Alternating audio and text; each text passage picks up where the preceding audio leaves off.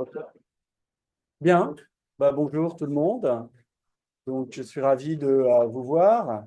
Vous êtes très nombreuses et nombreuses, ce qui ne m'étonne pas pour cette séance. Donc, ouais, ça y est, c'est commence. Pour cette séance donc du séminaire permanent d'histoire et de philosophie du structuralisme, le SFEPS, séance exceptionnelle puisque nous recevons Eduardo Viveros de Castro dans le cadre de cette série qui est cette année consacrée au rapport entre structuralisme et pensée du terrestre.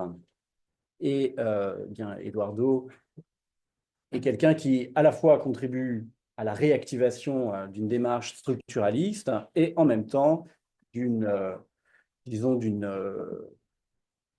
alerte enfin, sur la nécessité d'avoir précisément une pensée du terrestre. Je veux simplement dire aussi que Eduardo est donc professeur au musée de Rio de Janeiro.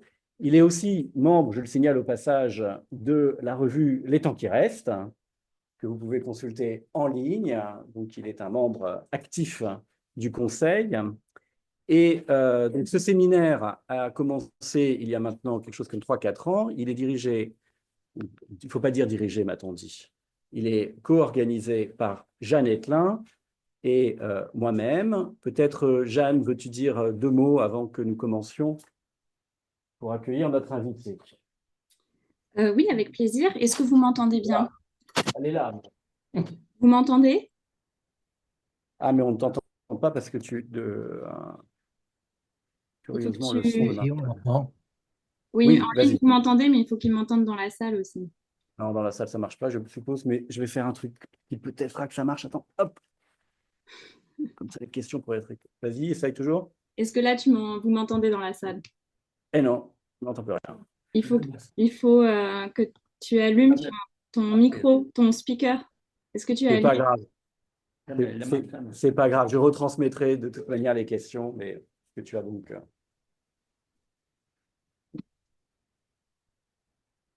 Bon, alors on va commencer sans plus tarder, puisque la technique nous fait défaut comme toujours. Je remercie très vivement Eduardo d'avoir accepté cette invitation. Je regrette de l'avoir mis involontairement en concurrence horaire avec Philippe Descola, qui ouvre cette heure-ci le colloque sur Bruno Latour, grâce auquel aussi Eduardo est présent parmi nous et qui je me permets du coup d'annoncer à cette occasion. Eduardo, je te laisse tout de suite la parole, car nous n'avons que 2 heures, contrairement aux usages de ce séminaire jadis qui durait 3 heures. Mais enfin, c'est un séminaire permanent, donc il y a d'autres occasions. Alors, bon, je remercie Patrice et Jeanne pour cette invitation. Je m'hésite un peu parce que je ne suis pas exactement très grand et les gens ne me voient pas ici. Je suis sûr que la moitié de la salle ne peut pas me voir. Qui est sur l'écran derrière. Et donc, ah et oui, d'accord. Tiens, c'était à cause de ça. Ok. Alors, bon, aussi, je commence par m'excuser qu'il y a longtemps que je ne m'adresse en français à un audience si large, si distinguée comme celle-ci. Et donc, si j'hésite dans mon exposé, c'est parce que ma mémoire, elle s'en va, linguistique et tout ça. Alors, l'exposé que j'ai préparé, les notes que j'ai prises pour parler devant vous, elles ont trait en fait un rapport entre les mythologies amazoniennes sur la Terre et telles que décrites, telles qu'analysées par Lévi-Strauss dans son célèbre tétralogie mythologique. En fait, c'est sa septologie, en fait, c'est 7 livres sur les mythologies amérindiennes. Et l'autre côté, le livre, probablement le livre le plus important, qui a été écrit par et sur anthropologue et en penseur indigène autochtone brésilien, qui est le livre de David Copenhauer, Les chamans et penseurs Yanomami, et avec l'anthropologue français Brice Albert, mon collègue Brice Albert. C'est le livre qui s'appelle La chute du ciel, qui est sorti Terre humaine. Probablement vous tous, vous le connaissez tous. la question, c'est exactement ma question aujourd'hui, c'est le rapport entre la prophétie que David Copenhague prononce dans ce livre-là et le mythe de l'origine, en fait, du monde, l'origine de la culture, l'origine de la nature aussi, que Lévi-Strauss a recensé et analysé dans les mythologies. Mais je voulais commencer par, en fait, par le célèbre paragraphe, le parole finale du livre, le premier livre de Lévi-Strauss, en fait, son premier grand livre, son deuxième grand livre, Le Triste Tropique, le célèbre parole finale qui parle de ce qu'il appelle l'anthropologie, hein, et non de l'anthropologie. Et alors, je vais lire, non parce que je pense que ces paroles, d'une certaine façon, ont été confirmées par Copenhague, en un sens. Je vais lire ce paragraphe-là. C'est Lévi-Strauss qui dit « Le monde a commencé sans l'homme et s'achèvera sans lui ». C'est une phrase de plus célèbre, tout le monde la répète, sans donner d'auteur d'ailleurs. Les institutions, les mœurs et les coutumes que j'aurais passé ma vie à inventorier et à comprendre sont une efflorescence passagère d'une création par rapport à laquelle elle ne possède aucun sens, sinon peut-être celui de permettre à l'humanité d'y jouer son rôle. Donc que ce rôle lui marque une place indépendante et que l'effort de l'homme, même condamné, soit d'opposer vainement à une déchéance universelle, soit de s'opposer vainement à une déchéance universelle, il apparaît lui-même comme une machine, peut-être plus perfectionnée que les autres, travaillant à la désagrégation d'un ordre originel et précipitant une matière puissamment organisée vers une inertie toujours plus grande et qui sera un jour définitive. Depuis qu'elle a commencé à respirer et à se nourrir, jusqu'à l'invention des engins atomiques et thermonucléaires, en passant par la découverte du feu, c'est très important la découverte du feu dans la mythologie, et sauf quand il s'est reproduit lui-même, l'homme n'a rien fait d'autre qu'allègrement dissocier de milliards de structures pour les réduire en état où elles ne sont plus susceptibles d'intégration. Sans doute a-t-il construit des villes et cultivé des champs. Mais quand on y songe, ces objets sont eux-mêmes des machines destinées à produire de l'inertie à un rythme et dans une proportion infiniment plus élevée que la quantité d'organisation qu'ils impliquent. Quant aux créations de l'esprit humain, leur sens n'existe que par rapport à lui, et elles se confondront au désordre dès qu'elle a disparu, l'esprit. C'est bien que la civilisation, prise dans son ensemble, peut être décrite comme un mécanisme prodigieusement complexe où nous serions tentés de voir la chance qu'a notre univers de survivre si sa fonction n'était de fabriquer ce que les physiciens appellent entropie, c'est-à-dire de l'inertie. Chaque parole échangée, chaque ligne imprimée établissent une communication entre les deux interlocuteurs, rendant étal un niveau qui se caractérisait auparavant par un écart d'information, donc une organisation plus grande. Plutôt qu'anthropologie, il faudrait écrire anthropologie, le nom d'une discipline vouée à étudier dans ces manifestations le plus hautes ces processus de désintégration. Donc, c'est la vision classiquement pessimiste de Lévi-Strauss que le monde va vers... Alors, bon. Quel était ça a été écrit en 1955. Quelques ans après, Lévi-Strauss a commencé son grand projet d'analyse de la mythologie américaine, du sud et du nord de l'Amérique, du sud de l'Amérique du Nord. Il définit ce projet, ce projet était défini par lui comme étant en étude de, je cite, représentation mythique du passage entre nature et culture. C'est-à-dire, représentation mythique finalement du problème de l'anthropologie. Parce que finalement, c'est le même problème que se pose l'anthropologie, c'est comment se fait, ça c'est le problème qui définit l'anthropologie, le passage de la nature à la culture. Donc Lévi-Strauss choisit, d'une certaine façon,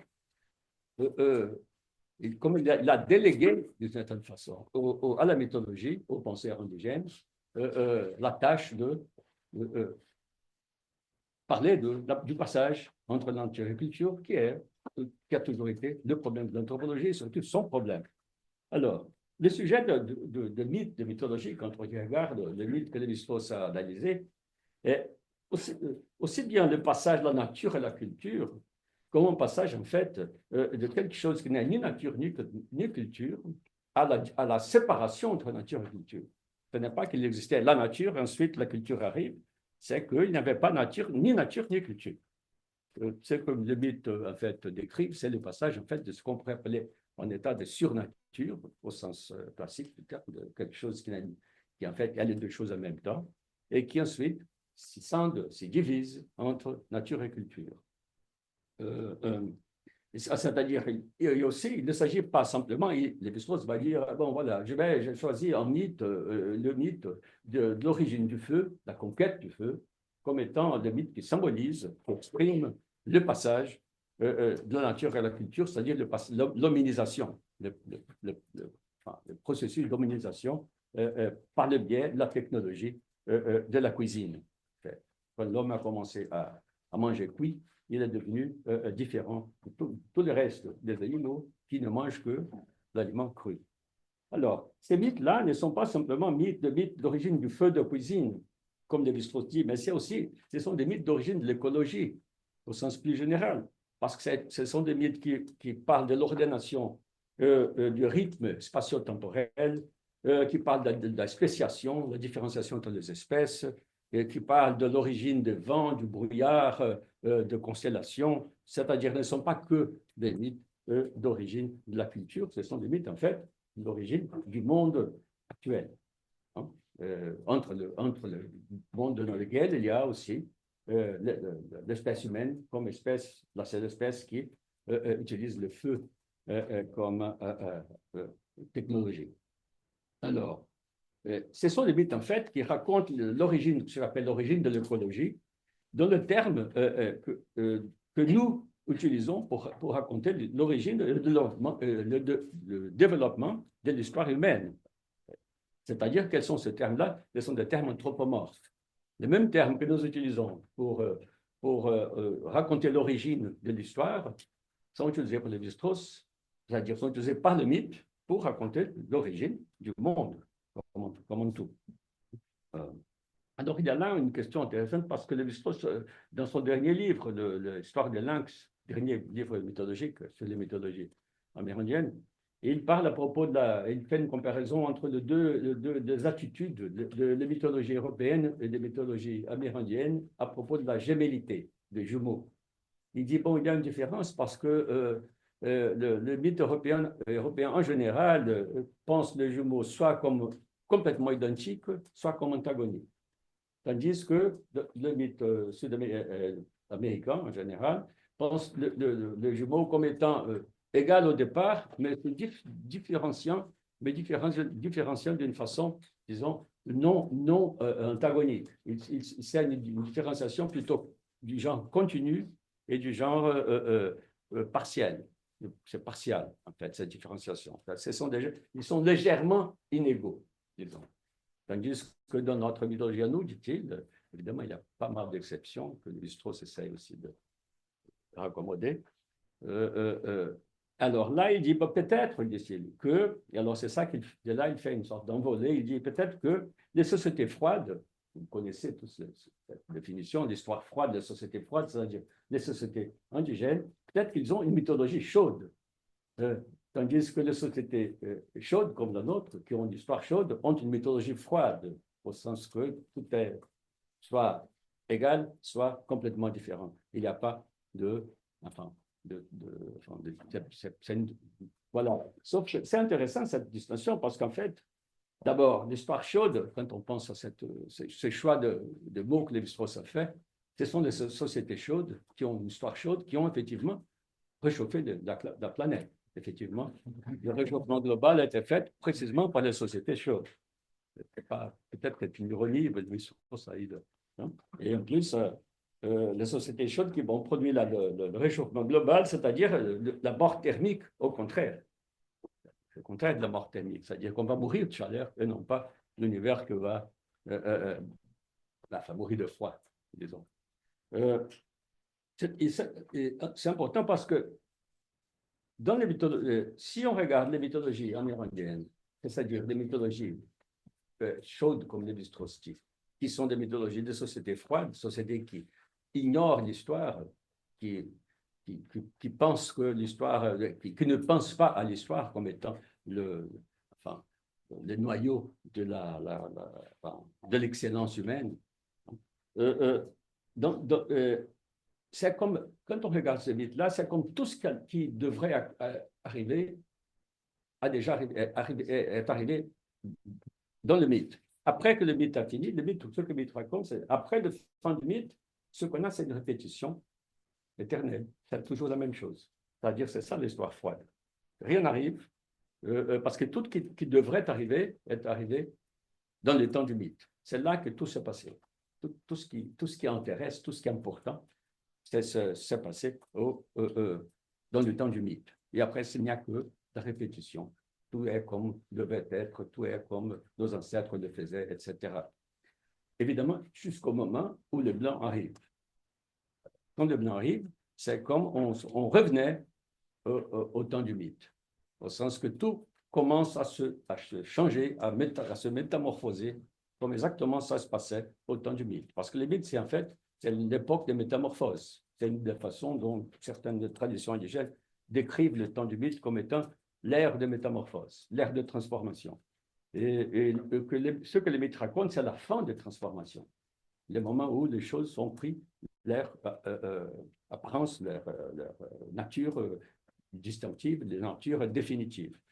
Et quand le blanc arrive, c'est exactement ça qui, c'est une régression, c'est une marche en arrière, on revient au mythe, on revient à ce moment de chaos, ce moment de métamorphose non contrôlées, qui sont les métamorphoses mythiques.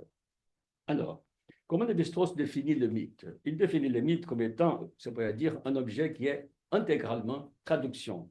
Non seulement il est 100% traductible, puisqu'il dit célèbrement le mythe, enfin, on connaît un mythe, n'importe qui, quelle langue on raconte, on peut le traduire dans toutes les langues, on reconnaît toujours que c'est un mythe, etc. Mais aussi, un mythe est toujours une traduction d'un autre mythe. D'abord, c'est toujours une version d'un autre mythe, et c'est toujours une version d'un autre mythe, normalement d'une autre société. Et alors, il y a la célèbre phrase que dit Lévi-Strauss, le mythe n'est jamais d'une société, dit-il, c'est une perspective sur une société autre. Donc, il y a au moins trois niveaux où dans lesquels les mythes relèvent de la traduction. D'abord, il est éminemment traductible. Ensuite, il y a une traduction d'autres mythes, c'est-à-dire c'est en entre-langue. Et ensuite, c'est un dispositif de traduction analogique entre plusieurs codes. Cet mythe ne fait que traduire un code d'un autre. Alors, il y a aussi, Lévi-Strauss dit aussi une célèbre phrase au début de Couille le Couille, où il dit « Le mythe se pense entre soi ». Et à l'insu des hommes. Je crois qu'il ne rappelle plus la phrase complète, mais le mythe se pense entre eux-mêmes. Et Pierre Clastre, qui commentant cette phrase, dit « Oui, bien sûr que les mythes se pensent entre eux, mais ils pensent d'abord la société. Ils sont le discours de la société primitive sur elle-même. » Alors, si on met ces deux phrases ensemble, c'est-à-dire que les mythes se pensent entre eux et les mythes pensent d'abord la société, ce qu'on peut conclure, c'est que les sociétés se pensent entre elles à travers ces mythes. Ce qui est une définition de l'anthropologie, finalement. Qu'est-ce que c'est que l'anthropologie, sinon penser de sociétés autres à partir de nos mythes à nous. Donc, on voit que l'anthropologie, l'idée qu'on Lévi-Strauss disait, mon livre, c'est à sa façon une mythe de la mythologie. Il avait plus raison qu'il l'imaginait. Au sens que, oui, effectivement, l'anthropologie, c'est une version du mythe. En fait. C'est notre version du mythe, en ce sens que c'est l'emploi de nos mythes à nous, par exemple, le passage de la nature à la culture, comme étant notre mythe à nous, pour penser les autres sociétés. Et surtout parce que quand l'idée que les sociétés se pensent elles-mêmes, c'est un discours de la société sur soi-même, sur elle-même, comme dit Clastre, c'est impossible de réfléchir sur sa propre société sans l'imaginer autre. C'est ça que ça signifie penser sur sa société. Donc, il faut toujours penser sur sa propre société, c'est toujours penser sur d'autres sociétés qui, d'une certaine façon, servent de repoussoir, des miroirs d'idéal pour penser la nôtre. Donc, le mythe fonctionne dans ce sens-là comme une sorte d'anthropologie, puisque c'est la façon dont on pense, c'est une perspective, c'est des autres sociétés, comme je l'ai dit. Alors, quel est ce mythe que Lévi-Strauss choisit? Parce que Lévi-Strauss a choisi un mythe qui, pour lui, c'est le mythe qui sert de fil conducteur de 7 livres, et qui est le mythe du passage de la nature. La culture, c'est le mythe d'origine du feu, de la conquête du feu, et qui est le mythe, le célèbre mythe qu'il appelle du Denis-Cher Bazo. C'est le héros qui monte dans un arbre ou un rocher, reste coincé dans le rocher, ne peut pas descendre, ou sinon il monte au ciel dans la version la plus forte, et finalement il arrive à porter le feu aux humains. Ça, c'est ce qu'il appelle le mythe unique. Et dont, disons, comment dire, le contenu le plus abstrait, le plus important, c'est qu'en fait, ce mythe-là, c'est un mythe qui, en fait, institue la séparation et la médiation entre ciel et terre. Parce que le feu, c'est le feu céleste dont on parle. Le héros monte pour apporter le feu. Et donc, ce que ce mythe fait, c'est le feu de cuisine sert en même temps de connexion avec le ciel, mais aussi il maintient le ciel à distance. Parce qu'il y a il y a deux formes de penser la fin du monde dans la mythologie, qui est soit ce qu'on appelle le monde brûlé, c'est-à-dire que le ciel est trop proche de la terre et le soleil brûle tout, soit le monde pourri, c'est-à-dire que le ciel devient trop éloigné de la terre et tout devient mouillé, ensuite pourri, sombre.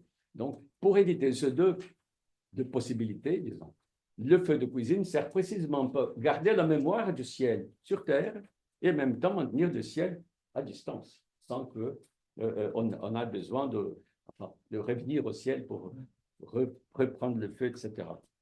Alors, et ce mythe unique-là, le mythe de la conquête du feu par les humains, en fait, il y a aussi un contenu sociologique, au sens que le rapport entre, dans les versions les plus fortes, les plus développées, qui sont les versions de l'Amérique du Nord, de ces mythes-là, il s'agit d'une guerre de monde entre la population terrestre et une population céleste, qui se soude par, cette guerre se finit par un échange de femmes qui descendent sur Terre, de femmes qui partent sur le ciel pour se marier aux astres et le feu qui vient sur Terre. Donc, il y a un échange qui ne pas se rappeler, évidemment, Pandora, Prométhée, et toutes sortes de...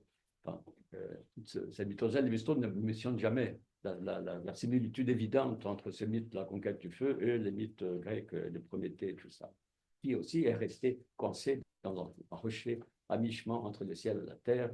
Et il y a aussi des vautours qui, dans le mythe Bororo, qui est le mythe de référence, il y a des vautours qui mangent les parties du corps des héros, tout comme l'aigle de Prométhée qui mange. Donc il y a toute une... Enfin, Lévi-Strauss ne mentionne jamais parce que peut-être c'est trop évident et sinon, parce que bon, voilà. Alors, la version forte donc, de ce mythe-là, de ce mythe de la conquête du feu, c'est que Lévi-Strauss s'appelle la disjonction définitive du ciel et de la terre. Et en même temps, l'origine de l'humanité actuelle, dit-il. Qui sont l'humanité qui est née de l'union entre un personnage stellaire, astral, et de l'autre côté, des animaux terrestres qui ont des noms humains. Parce que ces personnages-là qui obtiennent le feu, en fait, ce sont des animaux, ou plutôt des humains qui ont des noms d'animaux. Ce sont en fait des personnages qui sont en même temps des humains et des animaux. Et finalement, avec la conquête du feu, il y a séparation entre les humains et les animaux deviennent des animaux, les humains deviennent des humains. Alors, passons à Copenhague pour voir qu'est-ce que le rapport entre la prophétie de Copenhague, qui est une prophétie de la fin du monde finalement, et ce mythe-là, ce mythe de l'origine du feu, comme étant le mythe qui, c'est le feu céleste qui, en descendant, établit un rapport à distance convenable, la bonne distance entre le ciel et la terre. Alors, dans la cosmographie, la cosmogonie, en fait, il y en a mis, la Terre actuelle, le niveau terrestre, en fait, c'est un vieux ciel. C'est un ciel ancien qui a tombé sur Terre. Et le spectre qui habitait ce ciel sont devenus les humains, c'est nous. Et les gens qui habitaient cette Terre ont passé à l'inframonde, au monde souterrain, et ils sont devenus des ancêtres cannibales, comme dit Copenhague.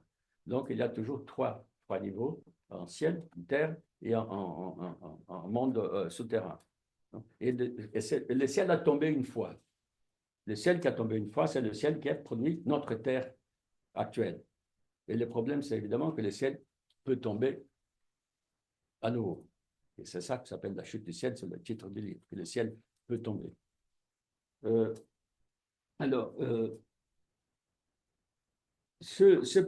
premier humain qui habitait cette vieille terre, parce qu'il y avait des humains dans cette vieille terre qui ont passé au monde souterrain.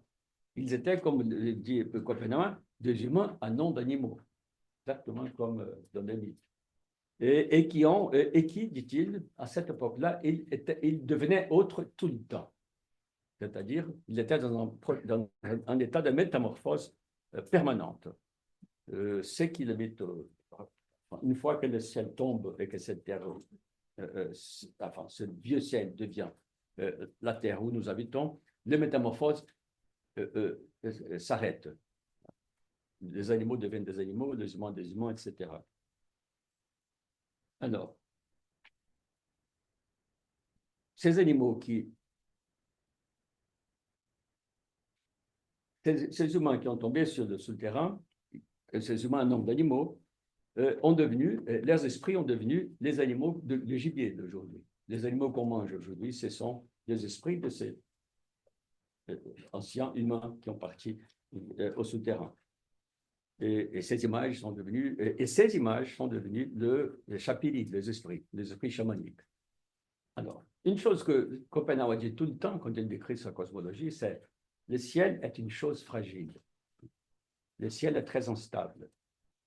Il faut toujours travailler, il faut que les chamans travaillent pour que le ciel reste en place. Et donc, il insiste plusieurs fois que le ciel est fragile, le ciel est très, très instable. Et alors, quel est le problème avec pourquoi cette fragilité? Bon, le problème, ce sont le blanc qui brûle le métal qui est enfoui dans la terre et qui a été enfoui dans la terre pour servir de squelette de la terre, pour soutenir la terre. Il distingue, Copenhague distingue ce qu'il appelle la chair et la peau de la terre, c'est-à-dire la forêt, là où on vit, et le squelette de la terre, qui c'est le minerai. Le minerai, c'est le métal qui est dans le monde souterrain. Et c'est ce métal qui soutient, en fait, l'architecture du cosmos. Parce qu'au confins de la Terre, ce métal, en fait, sert de pilier pour soutenir le ciel.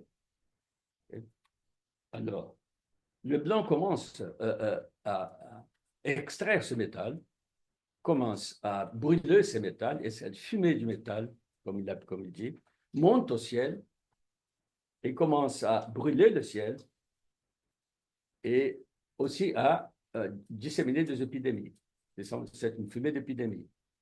Alors, une fois que cette fumée commence vraiment à brûler le ciel va tomber. Il va se déchirer, il va tomber, puisque les esprits de chamans qui gardent le ciel en place vont simplement devenir furieux, parce qu'ils sont en train d'être enfumés par cette fumée toxique, cette fumée de sorcellerie, comme ils disent, cette fumée qui est la fumée du métal. Donc, ce qu'on voit, c'est exactement l'inversion du mythe d'origine de l'humanité. Au lieu d'avoir un feu céleste qui descend, et en descendant, apporté par les humains, maintient la bonne distance entre le ciel et la terre, on a un feu qui sort du souterrain, qui sort en fait de la terre vers le ciel, et qui va faire le ciel tomber. Donc, ça veut dire qu'il va précisément annuler tout ce que le feu de cuisine a fait. C'est-à-dire de maintenir, c'est-à-dire que c'est une mauvaise cuisine, c'est une cuisine satanique, si vous voulez. C'est la cuisine du métal. Les gens, que ce sont les blancs qui cuisent qui cuisent le pétrole, qui cuisent l'or, les orpailleurs, qui cuisinent l'or, qui cuisinent le métal, qui produisent cette fumée, qui monte au ciel, et donc qui fait font une sorte d'inversion parfaite de l'origine. Et donc, l'origine peut-être que ce n'est pas par hasard que Lévi-Strauss a commencé, et il ne le dit pas, peut-être que donc c'est peut-être par hasard. Son premier livre de la septologie mythologique, c'est Le Cruy qui est l'origine du feu, c'est-à-dire le début de la culture humaine. Son dernier livre de mythologie, l'histoire des lynx, il tourne autour de l'origine des Blancs qui sont, donc, c'est la fin de la culture indigène, puisqu'il est, Lévi-Strauss est très pessimiste, il pense que le blanc, que les Indiens n'ont pas de futur, c'est fini, c'est son pessimisme. Alors, donc, c'est une sorte, d'une certaine façon, de 7 livres de mythologie, c'est un arc qui commence à la culture, l'origine de la culture et la fin de la culture. La fin, c'est l'origine des Blancs. Exactement comme dans le livre de Schopenhauer, le ciel va tomber parce que le blanc brûle le métal, brûle la terre. C'est-à-dire le feu s'inverse. C'est un feu à l'envers, un feu qui monte au lieu d'un feu qui descend. Et un feu qui connecte, qui fait le ciel tomber au lieu de maintenir un feu qui maintient le ciel à bonne distance. Une de légendes, de mythes historiques de l'origine de l'apparition de Blancs en territoire et en Mamie, c'est l'histoire d'un homme, ça c'est une histoire au sens occidental du terme, un homme qui a un nom et tout, qui est arrivé chez les Yanomami dans les années 40, il s'est établi là-bas et qui voulait marier une femme Yanomami. Les hommes l'ont refusé, parce qu'ils ne voulaient pas que sa fille s'éloigne. Il disait non, on ne va pas vous donner dans notre fille, parce que sinon vous allez l'emporter ailleurs et nous voulons la garder chez nous. Qu'est-ce que cet homme s'est enragé, il s'est pris de rage, il a, pour faire une petite démonstration de son pouvoir de blanc, il a fait une petite explosion de dynamite pour que les Indiens puissent voir la puissance de blanc. Et donc, David dit, c'est là qu'a commencé la fumée du métal. Cette fumée-là, l'explosion, tout ça, ça montait au ciel, et le ciel a commencé à se déchirer à ce moment-là, avec cette explosion. Et donc, on voit bien que la question de rapport d'affinité entre, il voulait une femme du groupe, il a été refusé, sa femme a été refusée à lui. On voit bien qu'il y a toujours une histoire d'échange entre feu et mariage qui se passe là. C'est-à-dire les blancs sont des mauvais beaux-frères. Des beaux-frères, c'est comme pas par hasard qu'ils sont comparés aussi à des porcs sauvages. Les orpailleurs sont appelés les porcs sauvages géants parce qu'ils gâchent la terre, ils transforment la terre en boue. Et en plus, ils sont agressifs, grégaires, fétides, tout comme le porc sauvage. Et en plus, ils ont un rapport spécial avec creuser la terre, et tout, ceux qui font des porcs sauvages. Ou sinon des tatous géants, comme ils disent. Ce sont des tatous géants, ou sinon des porcs sauvages. Alors, en plus, on voit que le pouvoir écocidaire de Blanc, en fait, pour Schopenhauer, en fait, il engage les 4 éléments pour parler, les 4 éléments classiques qu'articulent ciel et terre. Non seulement le feu et la terre, sous la forme du métal, comme ça, une sorte d'essence pure de la terre, mais aussi l'air, puisqu'il y a la fumée, c'est air et feu, d'une certaine façon, et aussi de l'eau, puisque les eaux de fleuve sont en train d'être pollués par la minération, les orpailleurs, avec du mercure et tout, et de la boue, tout simplement. Ils vont tomber dans le monde souterrain aussi. Et donc, la terre va se sécher puisque les eaux vont disparaître. Bon, et en ce moment, en Amazonie, on a la plus grande sécheresse du siècle, comme par coïncidence. Hein. Alors, de cette façon, donc, la prophétie de Copenhague, c'est une sorte comment dire ça, de défaire tout ce que le mythe a fait, disons. Ce que les mythes racontent comme c'est un fait, la prophétie, c'est tout ça va se défaire. Tout ça va régresser à l'état, parce que tout va s'inverser. Euh, la chute du ciel, c'est la fin du monde, finalement. Parce que le commencement du monde, c'était la séparation entre ciel et terre. C'est-à-dire la bonne distance, l'institution de la bonne distance entre ciel et terre. Et donc, la fumée du métal est une sorte d'inversion. C'est la fumée du métal qui va faire le ciel tomber. C'est une inversion de la cosmogonie. C'est-à-dire que la chute du ciel, ce livre, c'est en fait l'inversion du mythe de référence Bororo, du mythe de la montée de l'héros au ciel.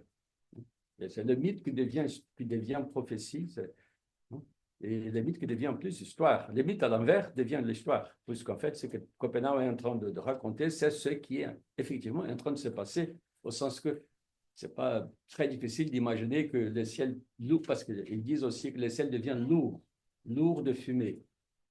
C'est qui est d'ailleurs exactement le cas. Tout le monde peut le témoigner que le ciel devient lourd de fumée. Et donc, c'est une marche, que Lévi-Strauss aime bien cette expression, cette marche régressive, c'est un mouvement rétrograde vers le monde pré-nature-culture, avant la séparation entre nature et culture. C'est le monde où on va revenir à un moment où il n'y a plus de différence entre nature et culture, hein, c'est-à-dire un monde où tout devient autre tout le temps, comme dit Copenhague. C'est-à-dire un monde où il n'y a plus de différences stables. Il n'y a que des différences infinies, des différences enfin, une sorte de panne. Hein? C'est comme s'il y avait une sorte de panne cosmologique qui est là.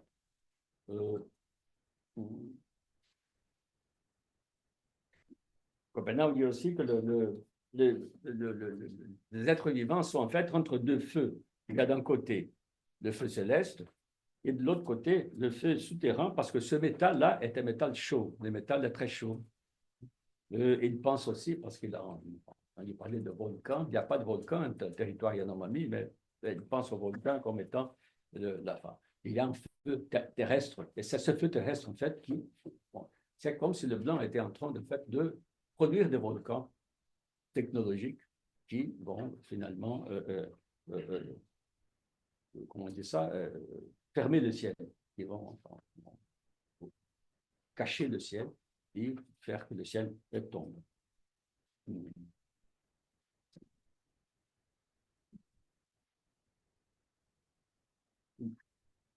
Ce qu'on pourrait appeler la minéralogie de Copenhague dans ce livre, c'est intéressant parce qu'il dit que le vrai métal, le métal profond qui existe au fond de la Terre, c'est un métal d'une dureté absolue et complètement impérissable. Et ce métal-là, si le blanc arrive à le trouver, dit-il, parce qu'ils n'ont pas encore trouvé ce métal, le vrai métal qui est le plus profond, s'il arrive là-bas, il va dégager une fumée jaunâtre qui va se répandre comme un poison mortel qui est tout à fait similaire, dit-il, à la bombe atomique. Je pense qu'il pense à l'uranium, qui est un métal qui produit une fumée jaunâtre et tout ça. Et il dit que tout ça, ce sont des choses qui ont tombé du ciel. Tous ces métals-là qui est enfoui dans la terre, ça a tombé du ciel au moment où le ciel a tombé.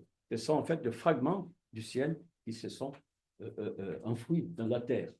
Peut-être que je pense qu'ils pensent aux météores, des choses comme ça, qui sont enfouis dans la terre.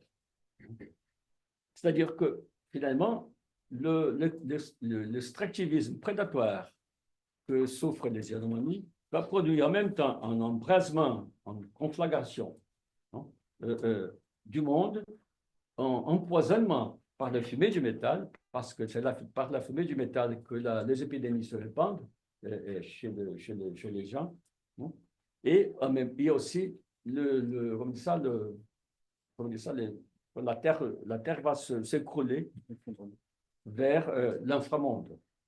C'est-à-dire, ça, c'est la chute du ciel. Si on lit le livre de Copenhague, on voit on s'étonne que les effets de cet extractivisme prédatoire et de l'économie fossile du capitalisme qui produit la fumée du métal sont si détaillés, par Copenhague le détail d'une façon tellement fine, comme les discours des sciences de la Terre qui sont évidemment très différents. Les codes sont différents, mais les effets sont remarquablement similaires. C'est comme il y avait effectivement ce qu'on voit quand on lit Copenhague, c'est comme si on avait ce diagramme de Venn-là. Ce sont deux ontologies complètement différentes, mais qui se intersectent au niveau des effets. Les effets sont au niveau de ce qu'on voit. On voit exactement les mêmes choses qui sont expliquées pour deux ontologies par deux présupposés complètement différents, mais qui sont d'accord au niveau qu'on pourrait dire pragmatique. Tout le monde est d'accord que le monde se réchauffe, que le monde est plein de fumée toxique, que ça va mal finir, que les gens, et quand on parle des gens, c'est-à-dire le cas de Yanomami, sont en train de mourir d'épidémie, évidemment, mais les causes les processus sont différents, mais ils coïncident au niveau des effets sensibles.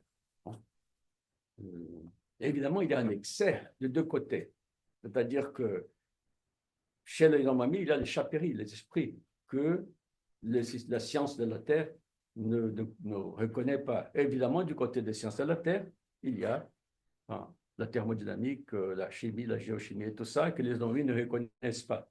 Mais au niveau de ce qui est produit, en fait, ils sont parfaitement d'accord.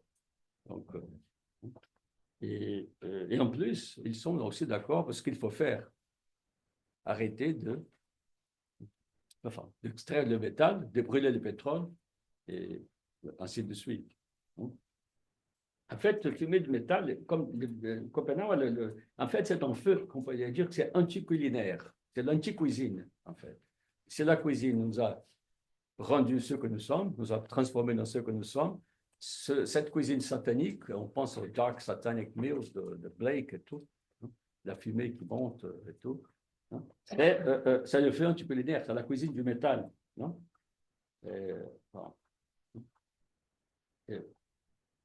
Les usines sont, il décrit les usines, il dit qu'il a visité des usines en Europe, à Copenhague, il les décrit comme des cuisines infernales. Et ce sont des choses qui brûlent sans arrêt. Qu'est-ce qu'ils sont en train de cuisiner? Qu'est-ce qu'ils sont en train de cuisiner là? Parce que finalement, on ne mange pas ça. On ne mange pas ça parce qu'ils sont en train de cuisiner.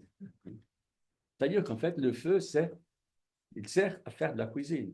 Ce n'est pas pour brûler de l'or. Parce qu'il faut fondre l'or. En fait, il y a plusieurs fumées dans la cosmogonie la cosmologie de Copenhague, et ça ressemble un peu à toute la mythologie de l'origine du brouillard qu'on trouve en Amérique du Nord, que le brouillard est toujours pensé dans ces mythologies de l'Amérique du Nord comme étant un brouillard toujours dangereux, un brouillard qui apporte de miasme, hein, comme tout ça. Et cette fumée de Copenhague, c'est très près de cette idée du brouillard. Il y a plusieurs fumées. Il y a la fumée des usines, il y a la fumée quand on brûle de l'or par les orpailleurs. Il y a aussi une fumée qui se dégage quand on ouvre des boîtes de marchandises. Quand on ouvre les boîtes de marchandises, dit Copenhague, il sort une fumée.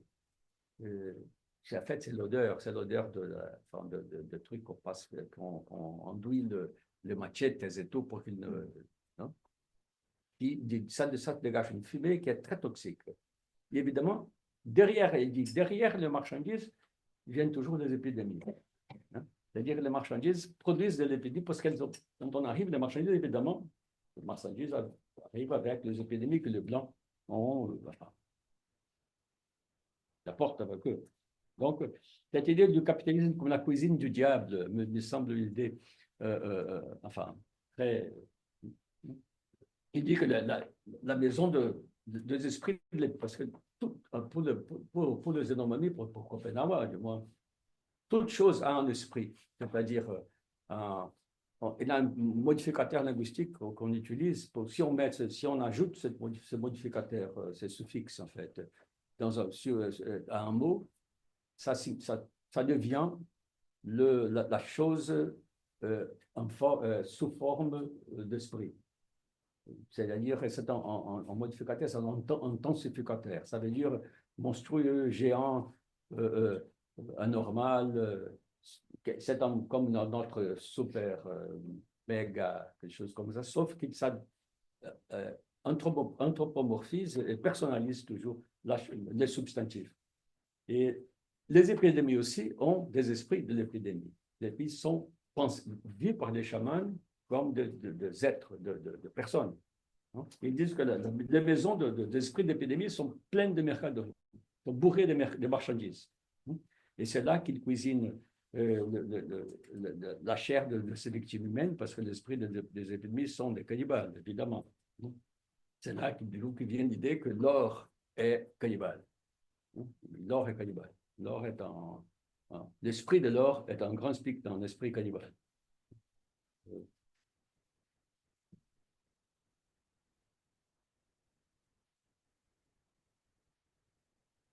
Et finalement, il dit, bon, alors, les chamans meurent, puisqu'avec les épidémies, les humains meurent, et surtout, les chamans meurent. Et donc, les chamans qui soutiennent la terre, leur esprit deviennent au contraire des ennemis des humains. Parce que les chamans vivants sont nos amis, sont des gens qui nous aident à maintenir le cosmos, le status quo cosmologique. Mais une fois que le chaman meurt, ils deviennent l'esprit qu'il a dans sa poitrine, parce que chaque chaman a une sorte de maison d'esprit dans sa poitrine. Ces esprits-là, une fois que son maître mort, deviennent furieux et deviennent en fait des anti-chamans, parce qu'ils commencent à attaquer le ciel pour que le ciel tombe. Donc, vengeance par la mort de son maître. Et comme les chamans commencent à mourir, Copenhague va dire la forêt devient de plus en plus fragile, elle ne se soutient pas tout seul. C'est ça son idée que, à mon avis, c'est très, très, très important. Les choses il a un mot que Copenhague prononce toujours dans son discours, une expression, il dit ce n'est pas sans raison que, ce n'est pas sans raison que, ce n'est pas sans force. Le principe de raison suffisant est vraiment très fort. Et alors, ce n'est pas sans raison que le ciel est là, qu'il ne tombe pas. Si le ciel ne tombe pas, il doit avoir une raison pour qu'il ne tombe pas. Et s'il ne tombe pas, c'est parce que quelqu'un est en train de le soutenir. Et si quelqu'un est en train de le soutenir, il est possible que cette personne disparaisse et que le ciel tombe. Donc, cette idée que rien n'est sans raison, une chose qu'il Copenhague dit, c'est c'est presque une sorte de rengaine qui dit tout le temps, ce n'est pas sans raison que, ce n'est pas sans raison que. C'est-à-dire, il pense qu'il y a une lutte perpétuelle des humains contre l'entropie. Il pense que l'entropie, c'est quelque chose, il croit à l'entropie dans ce sens-là. Le ciel est très fragile, le ciel va tomber si on est là tout le temps pour le garder, ferme. Et il dit, les esprits, une fois qu'ils sont enragés avec tout ça, ce que les Blancs sont en train de faire aux Yanomami et à eux-mêmes, dit-il, les esprits vont détruire le soleil, la lune, les étoiles, et le ciel va devenir sombre comme il veut. C'est plusieurs choses. Le ciel va tomber, le ciel va devenir sombre. Il y a plusieurs versions de la même catastrophe. Cette catastrophe signifie simplement que les Blancs sont en train de faire ce que Lévi-Strauss disait dans son chapitre là. de Triste Tropique, que j'avais dans son paragraphe là, que je commençais la charla là, hein, que finalement, on est là en train de désagréger de la matière, et ça, c'est la civilisation. Et le Copenhague est d'accord, qui est les Blancs sont des êtres anthropiques par définition. Ce ne sont pas les humains, ce sont les Blancs. Hein. Pour Lévi-Strauss, c'est les humains parce que. Alors là, il y a ce rapport entre la prophétie de Copenhague, que le ciel va tomber, parce que les Blancs sont, en fait, comment dire ça, sont pas opérables. Hein? On dit ça pas helpless, comme on dit. Hein? Rien à faire. Vous êtes vraiment, je me rappelle dans Irrécupérable. Hein? Irrécupérable. Irrécupérable, voilà. Je me rappelle c'était un chef Souya, je crois, qui disait un groupe de Blancs très bien intentionnés qui sont allés au village pour faire quelque chose, enfin, pour aider ou quelque chose comme ça.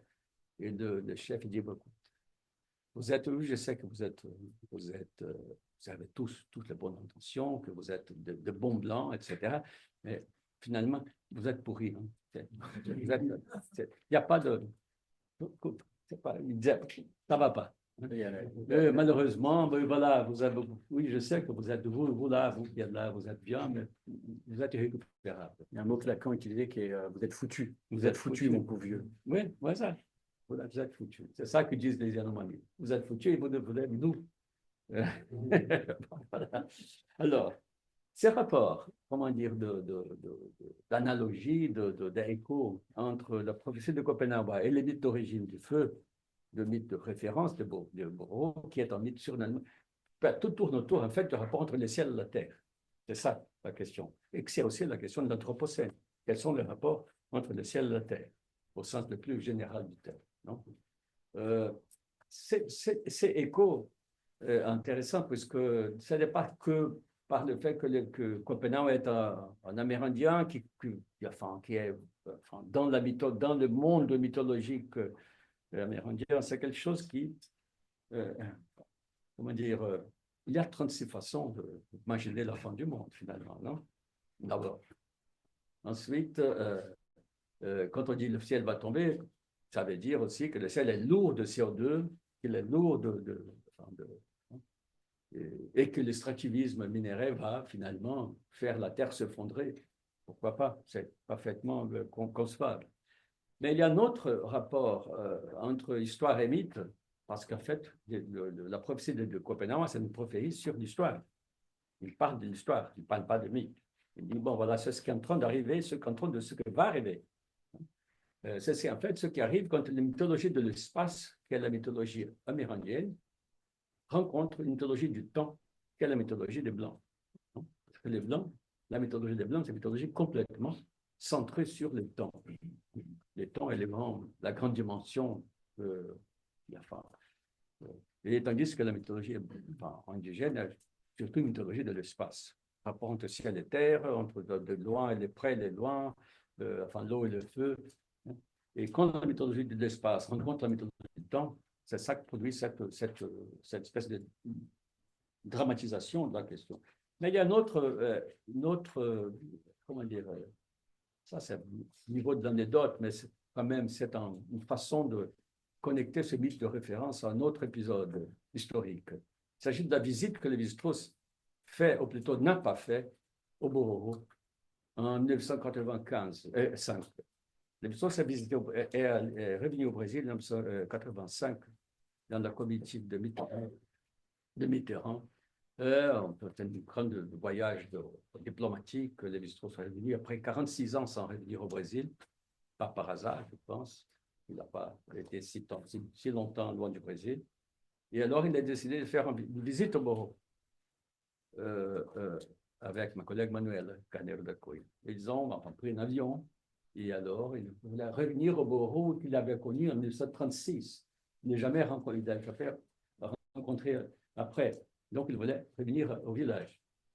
Alors, il dit, bon, voilà, on s'est approché du village, on regardait le village d'en haut, j'arrivais pas, on n'a pas pu, on dit ça, atterrir. Parce qu'il y avait un orage épouvantable et l'avion a commencé à tourner comme ça. On a été coincé,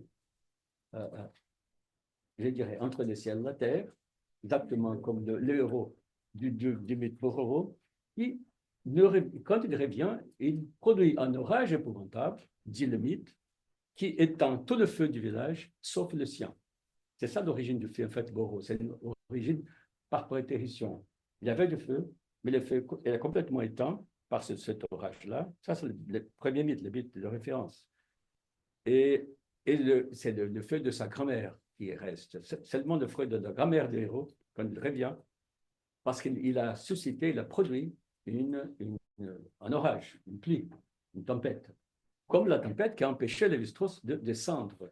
Et il a resté exactement comme le héros, coincé entre le ciel et la terre, hein, tournant, regardant le Boro d'en haut, comme il dit, le héros regardait le village d'en haut, il ne pouvait pas descendre. Exactement, c'est-à-dire que par une coïncidence, comment dire, surnaturelle, hein, Lévi-Strauss s'est mis dans la position du héros Boro, sans le savoir, parce qu'il ne commande pas, hein, qu'il il ne s'est pas rendu compte qu'elle était exactement dans la position du héros de son mythe de référence, de mythe 1, le M1, qui est exactement un type qui reste là et qui n'arrive pas à descendre. Bon. Je crois que je sais à peu près tout ce que j'avais à vous proposer. Merci beaucoup.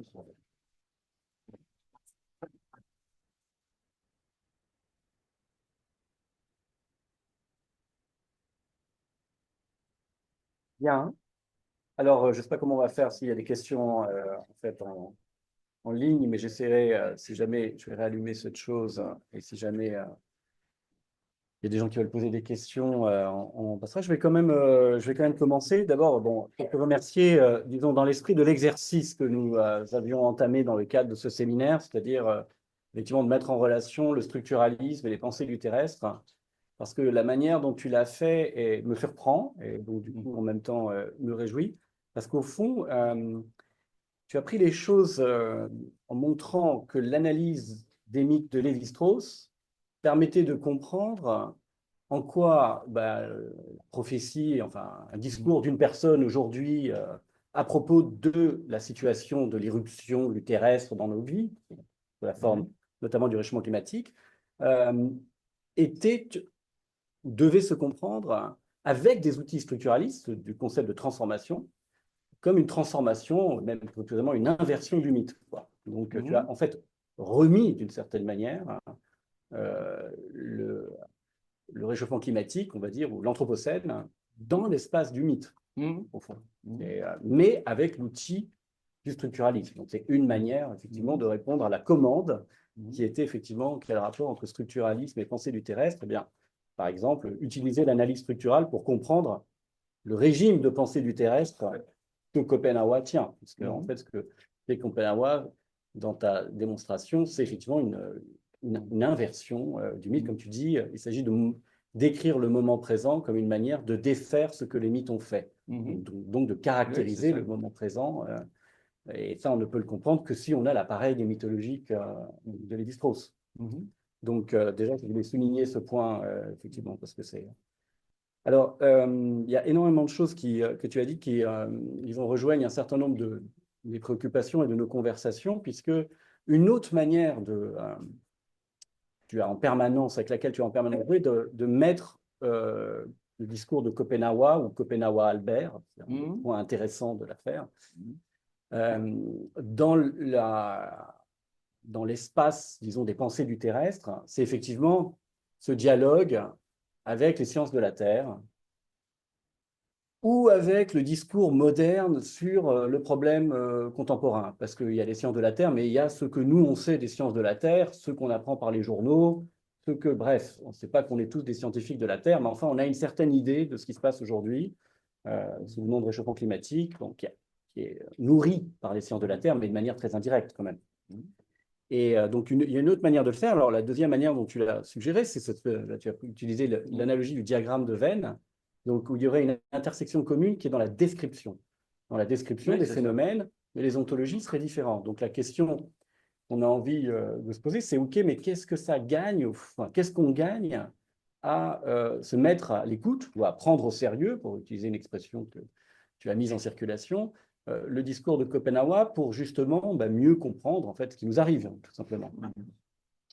Donc, est-ce que c'est seulement, enfin, qu'il y ait deux ontologies voilà, différentes ou deux cosmologies complètement différentes, il se trouve qu'elles parlent de la même chose, pas par hasard, ça n'est pas sans raison, comme dirait Schopenhauer, c'est notamment parce que Schopenhauer traduit, en fait, des discours qu'il a tout à fait entendus, donc évidemment, il fait exprès de créer ce lien, mais je me demande si cette notion de diagramme de veine est suffisante. Alors, peut-être qu'il y a un point sur lequel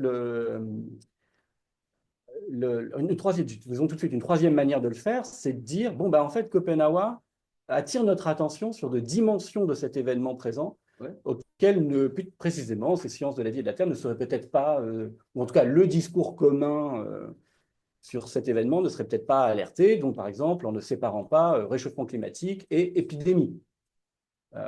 Donc, de fait, il y a un lien entre réchauffement climatique et épidémie, et ça se rajoute dans l'intersection du diagramme de Venn. Aujourd'hui, après la Covid-19, ce lien est particulièrement... Bon, ça me frappe, le fait que je n'ai pensé à ce lien, n'étant pas très savant en la matière, contrairement à d'autres personnes, qu'en lisant Schopenhauer, en disant, tiens, c'est intéressant ce qu'il dit, peut-être il y a vraiment un lien.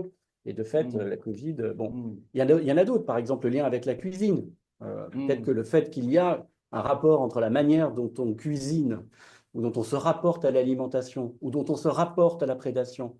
Et peut-être là, il y a en gros un groupe de transformations, enfin des transformations corrélées, des variations corrélées, qui permettraient de mieux comprendre qui sont ces Blancs, qui sont en fait les auteurs de cette catastrophe, en les caractérisant par les traits que Schopenhauer repère, parce qu'effectivement, comme tu dis, il regarde les choses aussi de manière qualitative, enfin, comme diraient les Bixpos, c'est-à-dire, voilà, comme tu disais sur les orpailleurs, ils ne sont pas propres, ils grouillent, enfin, ils grattent le foot, ils foillent, etc. Bon, donc, il y a ça, c'est vraiment bien une sorte de logique des qualités sensibles qui constitue, par exemple, l'odeur des marchandises.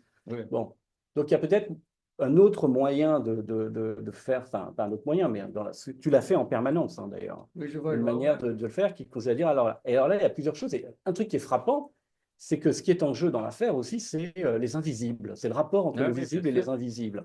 Donc, tout ce que tu as dit sur les esprits et les spectres, en fait. Donc, pour Schopenhauer, ce sont les spectres, des chamans, en fait, qui sont furieux, qui sont les causes de l'affaire. Pour les, disons, les modernes, on va les appeler, c'est d'autres invisibles. Hein. C'est les particules et les microbes. Et l'esprit du capitalisme. C'est un esprit aussi. Oui, alors, justement, ça. c'est des invisibles d'un genre, effectivement, ouais, c'est d'autres invisibles. Mais enfin, là, en tout cas, il y a un rapport entre spectre et fossile qui me frappe. Parce qu'il y a aussi un rapport de temporalité dans l'affaire. Hein. Je crois que la dimension surnaturelle, on utilise ce mot faute de meilleur, hein, c'est en fait quelque chose qui Schopenhauer apporte et qui, à mon avis, il faut prendre au sérieux. Non pas que nous soyons à même de pouvoir accueillir les chapiries des esprits dans notre ontologie à nous, c'est pas ça, mais c'est pour se percevoir qu'il y a quelque chose qui est de la dimension du non évident, hein, et surtout de la dimension qu'on pourrait appeler, je sais pas, ce qui me frappe, c'est il y a une dimension esthétique que tu as souligné là. Il y a une dimension esthétique au sens large du terme esthétique, avec le porc sauvage, les odeurs, toute cette dimension-là, que les sciences de la Terre, en principe, n'ont pas rien à faire avec. Mais nous avons à faire avec, parce que c'est comme ça qu'on ressent tout ce qu'on peut décrire en termes d'équations thermodynamiques, on arrive en termes de température, de chaleur, mais une chose qui m'a beaucoup frappé, c'est cette idée, ça je ne m'attendais pas quand j'ai lu les livres de Schopenhauer, c'est l'idée que les choses ne marchent pas tout seuls. Il faut que les gens s'en occupent. Dans le cas c'est les chamans. C'est-à-dire, le ciel n'est pas là comme ça. Hein. C'est ça je trouve quand même quelque chose de... C'est parce qu'on s'imagine que cosmologie indigène, parce que non, si on laisse les choses sont là, vont rester comme ça, le monde a été formé et va a été, enfin, jusqu'à la fin. Mais ce que Copenhague dit, non, c'est à chaque moment, il faut s'occuper du monde. Tu vois? Mais ce n'est pas sans raison, ça veut dire qu'il y a toujours un agent. C'est ça que ça Voilà, veut dire. exactement. Et ça, c'est très proche, c'est une pensée très gaillac. C'est-à-dire Ouais, que ouais. si l'atmosphère est ce qu'il est, c'est qu'il y a des entités qui entretiennent cette atmosphère, Oui, qui ont climatisé la planète. Et donc, c'est il aussi y a une des sociologie. implications fines. C'est aussi une sociologie, au Oui, sens que. au sens écologique du terme. C'est-à-dire qu'il y a Hein, il y a des coordinations fines entre des agents que les Blancs négligent, parce qu'effectivement, ils voient les choses de manière un petit peu isolée ou séparée. Ils veulent le métal, ou ils veulent, etc. Et donc, du coup, ils négligent, en fait, oui, effectivement, que dans l'économie capitaliste contemporaine, on appelle des services écosystémiques, quoi. Donc, on peut voir aussi ça comme ça. Mais voilà, donc je me demande s'il y a des. Voilà, qu'est-ce que tu penses qu'on peut gagner à prendre au sérieux le discours de Copenhague, en gros? C'est un petit peu ça, là. Non, j'ai déjà pris au sérieux. Donc, Mais il y a une chose qui est frappante, je pense que tout le monde a été sensible à ça, c'est que quand tu racontes les mythes et la prophétie, et la manière dont tu le racontes, je pense, effectivement, fait écho en permanence. C'est comme si tu remettais les mythes en circulation, et on a envie tout de suite, je décris phénoménologiquement ce que j'ai ressenti, on a envie d'y croire. Enfin, c'est pas qu'on y croit, enfin, on voit que ça marche, quoi. Et ça, c'est assez frappant. C'est comme si tu. oui, je ne pense pas que Copenhague nous apporte quelque chose de scientifiquement nouveau, évidemment. Un processus géochimique quelconque qui est en train de collaborer à la présente situation. Ça, évidemment, non. Mais en même temps, l'idée que enfin, ce n'est pas que enfin, les grandes compagnies de pétrole, ce sont les. Parce que ce qui est intéressant de Copenhague, c'est comme le global se manifeste au niveau le plus local possible. Ce sont les orpailleurs qui sont là en train de cuisiner le métal de l'or, en fait, avec du mercure, qui produit des formations du bébé, qui produit des épidémies, et qui sont en fait, mais qui sont là parce que le prix de l'or dans le marché mondial a chuté, a monté d'une façon spectaculaire dans les années 70. C'est comme ça que ça a commencé, recommencé en fait la grande invasion du territoire irlandais par les orpailleurs. C'était en fait parce que l'économie mondiale a fait de l'or une marchandise qui, ça vaut le coup d'y aller jusqu'à la fin du monde pour tuer les gens, pour tout ça. Donc tout ça, ça tient ensemble, hein. C'est-à-dire, et en plus, cette idée que les marchandises ont une létalité, elles sont des trucs mortifères, hein. C'est évidemment cette métaphore, on ne peut plus, comment dire, correcte. Il y a une côté mortifère des marchandises, et comme disait Copenhague, j'aime beaucoup cette réflexion qu'a fait Copenhague quand il dit, ah ben, la différence entre nous et vous, ce sont d'autres gens, il dit toujours. Ce sont d'autres gens, les blancs. Il parle aux blancs, il dit, ce sont d'autres gens. Pas comme nous, ce sont d'autres gens. Et la célèbre, je trouve cette phrase géniale, je pense que c'est la Traumdeutung. Yanomami, quand il dit, le blanc dorme beaucoup, mais il rêve que de même. Ça, je trouve ça. Voilà. Il a rendu aux Blancs ce que Blanc disait de primitifs, qui sont des narcissistes primitifs, des animistes que ne pensent, que ne voient que eux-mêmes dans les choses. Ils projettent eux-mêmes sur le monde, ils voient des petits humains partout et tout ça. Copenhague, exactement le contraire. Le blanc qui ne rêve que d'eux-mêmes, puisqu'ils ne pensent qu'à leurs marchandises, à leur voiture, ils ne voient que ça. Évidemment, il commet la même erreur que nous. Hein. C'est la même erreur symétrique. On voit toujours d'autres comme le narcissiste a toujours d'autres. C'est-à-dire c'est nous qui ne rêvons que de nous-mêmes et nous pensons qu'eux ne rêvent que d'eux-mêmes. Et alors, quand il se rêve de soi-même, là, dans ces cas-là, ça veut dire rêver au capitalisme, rêver à la marchandise. C'est pas du tout.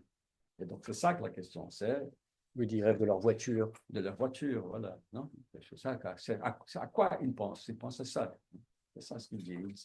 Il y a aussi l'idée que en fait, pas mal de peuples indiens ont cette idée qu'en fait, les Blancs sont morts, déjà. Ils sont deux morts. Ils sont morts, ils sont deux morts. Je me rappelle indigène Tucano, de peuple Tucano nord-ouest amazonien, qui est parti au Portugal, a passé une semaine au Portugal. Il est rentré et a raconté à ses concitoyens qu'il venait de visiter le pays des morts. Alors pourquoi est-ce que le pays des morts? Parce que là, il fait très froid, les gens sont trop blancs. Ça, ce sont évidemment des cadavres, donc des cadavres ambulants. C'est-à-dire les blancs sont des morts parce ils ont la tête, enfin, ils sont, voilà. Une question que je vais te poser, est-ce que les Blancs sont des humains? Ce sont d'autres gens. Donc, Ce que tu as dit à un moment, c'est des anciens spectres, c'est ça qui, oui, oui. dans la Oui, répartition entre... les blancs sont en fait une fraction de l'humanité Yanomami qui est partie ailleurs pour des raisons mythiques, mythologiques plusieurs. Et ça, c'est intéressant parce que normalement, le mythe d'origine des blancs dans la mythologie amérindienne est toujours expliqué en termes d'un mauvais choix qui a été fait par les indigènes, par les gens qui racontent, en disant on a fait un mauvais choix. Au début, par exemple, le démiurge nous a offert à cette humanité primordiale le choix entre le fusil et l'arc. Et nous avions un peu peur du bruit du fusil et nous avons dit non, non, on va prendre l'arc. Et voilà, bon, les Blancs ont pris le fusil et voilà. C'est-à-dire que c'était une bêtise. Ce n'est pas un péché, c'est une bêtise. C'est une bêtise. On a une sorte de vision un peu confuse. Ils disent toujours, nos ancêtres étaient un peu bêtes. Hein. Ils étaient un peu bêtes parce qu'ils n'ont pas fait le bon choix. Hein. Et en même temps, ils disent, les Blancs sont de génies technologiques et des idiots complets au niveau sociologique. Ça, c'est toujours ce qu'ils disent. Ils sont des idiots savants. Comment peuvent-ils faire des choses tellement fantastiques, tellement incroyables, des machines, etc., et être tellement bêtes en termes de rapport personnel? Ce sont des agressifs, ce sont des gens, comment dire, avares. L'avarice, c'est le péché numéro 1 dans un monde indigène. Hein. Et je rappelle mon collègue José Kelly, vénézuélien, qui a travaillé sur le rapport entre le médecin vénézuélien blanc et les Yanomami. Il s'accusait toujours de deux péchés réciproques. Pour les Yanomami, le médecin était des avares complets, de type monstrueusement avares. Et le médecin disait, les Yanomami, ce sont au milieu de ladrange, de voleurs complets. On voit bien, le grand crime pour nous, c'est le vol. C'est la propriété qui est le. Pour eux, c'est le contraire, c'est ne pas donner. Hein? Pour nous, c'est de voler. Donc, les hommes sont des voleurs. Pour eux, c'est ne pas donner. Donc, les blancs sont des avares. Hein? Et l'avarice, c'est beaucoup plus sérieux que le vol hein, pour les Yanomami. Hein? Les vols, c'est pas. On vole de temps en temps. Mais ne pas donner quand on demande, ça, c'est au niveau du crime. Hein? C'est quelque chose d'impensable. C'est justement à cause de ça qu'il y a cette histoire de l'explosion des dynamites là. Parce que les hommes n'ont pas donné la fille à ces blancs qui voulaient se marier à une fille. En fait, ils se sont conduits comme un blanc. Puisqu'ils n'ont pas donné la fille à ces blancs. Et le blanc, donc, là, vous voyez, c'est ça un peu. Bah, c'est la même histoire avec le capitaine Cook, où effectivement. Oui, et le voyant, oui. Donc, et alors, parce que chez Lévi-Strauss, il y a quand même aussi cette idée qu'il y a des leçons de sagesse à tirer des mythes. Alors, je ne sais pas ce que tu en penses, parce que c'est par exemple l'idée de la bonne distance. Oui. Bon, j'ai été très frappé, je trouve ça très très beau, cette idée sans laquelle nous sommes au temps donc, de la régression en deçà de ce que le mythe a fait, et ça veut dire le temps des métamorphoses à nouveau, et ça je trouve ça, effectivement, on nous parle beaucoup par rapport à la notion d'anthropocène, disons de manière générale, enfin à l'idée sur les laquelle… choses deviennent autres tout le temps. Voilà, tu ne peux pas allumer ton interrupteur sans en même temps faire autre chose qui est d'inonder, de détruire un atome. Tu viens d'apprendre quelque chose de la mythologie. Eh bien justement, c'est ce que je me demande, c'est comment ça fonctionne ce régime d'apprentissage. Là, tu vois, c'est une manière de… Je ne sais pas ce que ça veut dire exactement. Et qu'est-ce que ça veut dire d'entendre ça dans le mythe, d'une part. Bon, mais c'est peut-être une question qui n'est pas intéressante, je ne sais pas. Hein, mais quand même, je trouve que ce serait intéressant de poser. Et puis bon, il y a cette idée, voilà, des leçons de sagesse, donc maintenir la distance, rétablir, par exemple. C'est intéressant ces trucs que tu disais quand même au début sur le fait que il faut comprendre que si l'anthropologie doit fonctionner avec l'opposition nature-culture, c'est pas parce que cette opposition est en quelque sorte évidente par elle-même, c'est au contraire parce qu'elle est un résultat. Donc il faut effectivement. Et c'est vrai que l'anthropologie moderne, au fond, raconte l'origine de la séparation nature-culture et que ce à quoi on assiste, c'est effectivement à la fin de cette séparation, d'une certaine manière. Et donc je me dis, là aussi, il y a une autre manière de mettre en symétrie le discours de l'anthropologie et le discours du mythe. Alors, tu as suggéré à la fin quelque chose comme ça en disant, bon, on a une mythologie de l'espace et une mythologie du temps. Oui, en fait, c'est Lévi-Strauss qui le dit d'ailleurs. Il dit quelque part que enfin, les mythes indigènes sont des mythes de l'espace. Et nos mythes à nous, évidemment, il pensait au dernier chapitre de la pensée sauvage, au débat avec Sartre. Nous sommes les mythes du temps. L'histoire, c'est notre mythologie à nous. Il dit plusieurs fois ça. L'histoire, c'est notre mythologie à nous. Et donc, si on inverse ça, non, la mythologie, c'est l'histoire à eux. Et après ça, ce que nous appelons l'histoire, c'est en fait, rien n'arrive. Jusqu'au moment où les Blancs arrivent. Quand les Blancs arrivent, on revient au mythe, parce que tout commence à bouger. Oui, mais on n'est toujours pas dans l'histoire. C'est intéressant, on n'est toujours pas dans l'histoire. On n'est toujours pas dans le régime de temporalité qui est celui de l'histoire. Donc, ça aussi, c'est une leçon potentielle, c'est-à-dire d'appréhender la temporalité qui est celle dans laquelle on est censé agir, ou faire quelque chose, non pas comme un nouveau moment de l'histoire, mais quelque chose qui effectivement a à voir avec autre chose que de l'histoire, avec le fait de remettre dans l'espace, y compris l'histoire, c'est-à-dire de localiser l'histoire sur la Terre dans sa relation de transformation avec d'autres. Jusqu'à très récemment, notre mythologie du temps, c'était une façon, en fait, de sortir de l'espace, de s'éloigner de l'espace dans tous les sens du terme.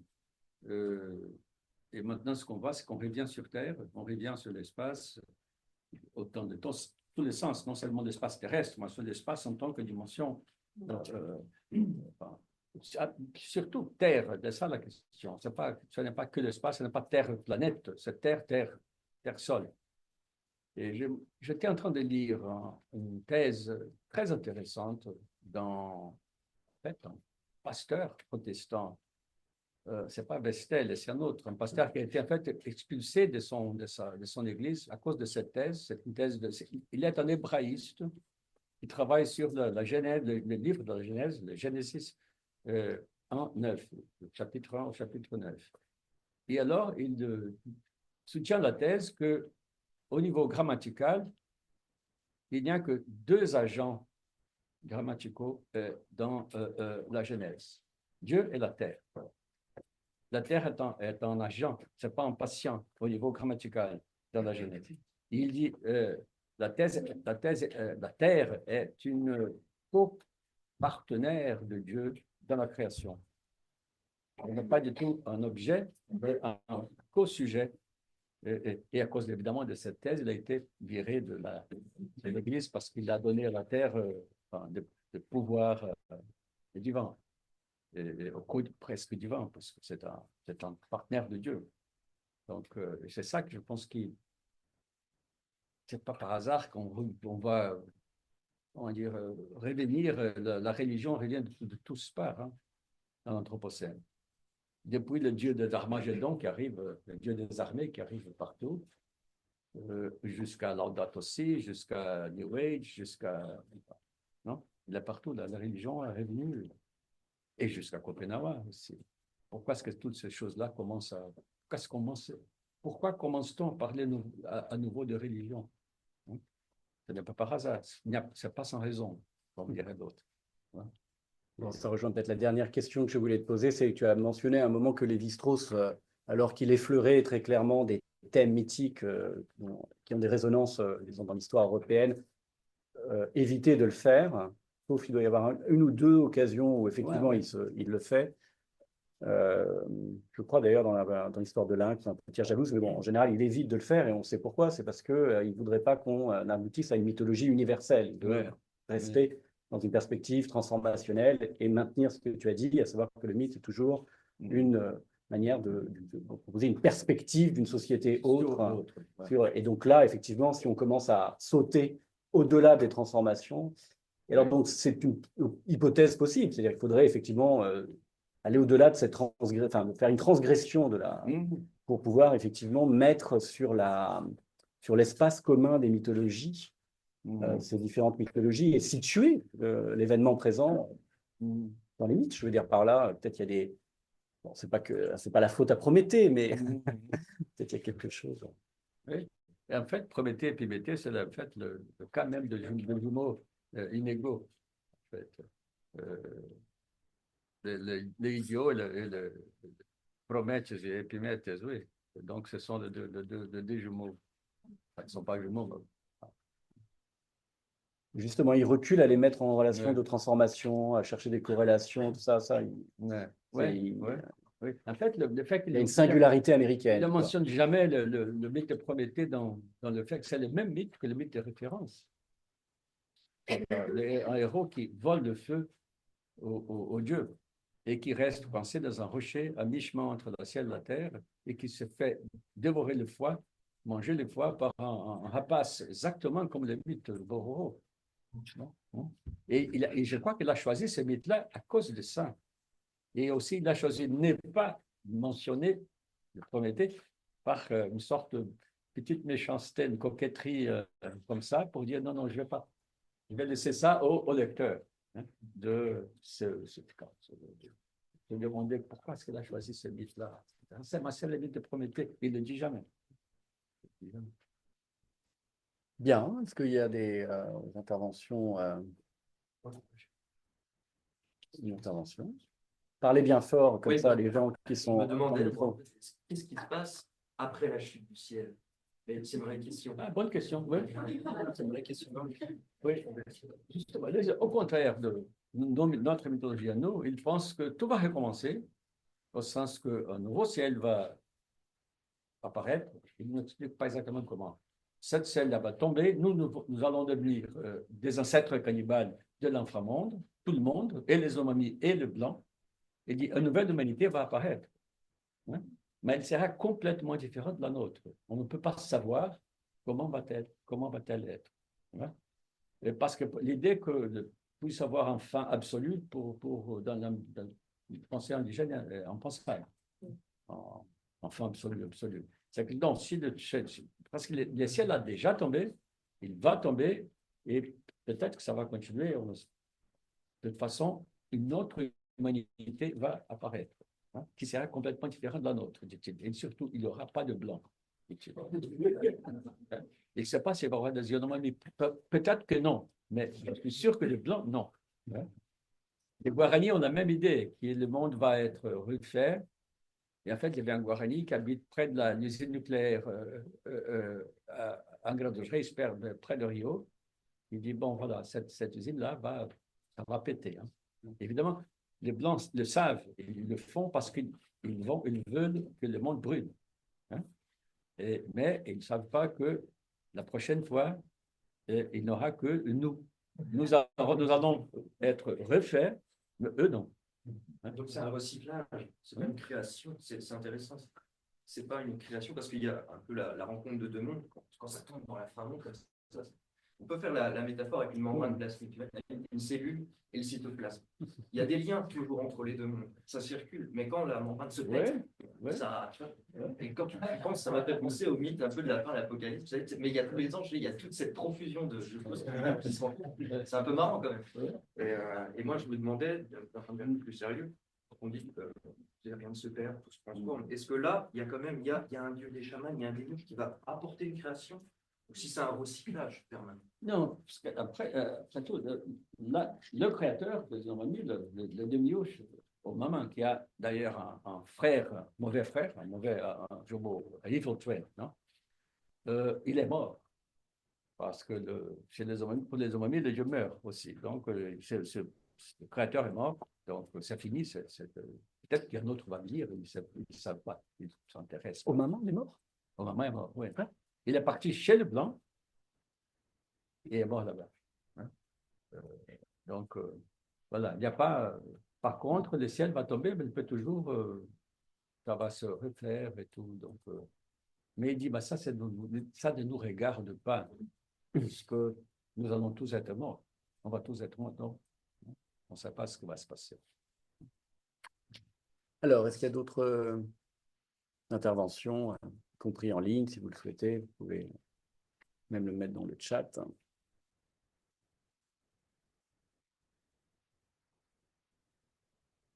Oui, Déjà, je voulais vous remercier de votre intervention. Je voulais juste vous poser une question un peu rapide. Vous avez dit que notre mythologie, c'est une mythologie du temps. Je suppose que vous avez dit que notre mythologie est une mythologie froide. notre mythologie est une mythologie froide. Oui, ça Lévi-Strauss que l'ai dit, je pense que c'est un peu, comme il dit, il jette ça un peu comme ça, en disant peut-être que les sociétés froides ont une mythologie chaude, les sociétés chaudes ont une mythologie froide. Pour eux, ça fait partie de son goût pour les chiasmes et tout. Voilà. Mais je crois que c'est parce que ce qu'il appelle les mythologies froides, ça veut dire une séparation entre le processus cosmogonique et l'histoire humaine, non, je crois. C'est-à-dire que le processus cosmogonique, ça ne nous intéresse pas au niveau historique. Maintenant, évidemment, tout a changé parce que l'histoire naturelle et l'histoire humaine ont commencé à se rencontrer au niveau des échelles et tout.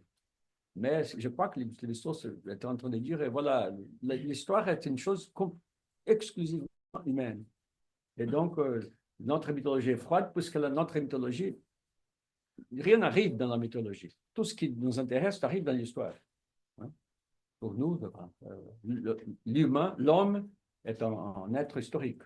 La partie naturelle de l'homme, l'histoire naturelle, c'est pas du tout. Enfin, ça n'a pas un grand rendement mythologique, justement.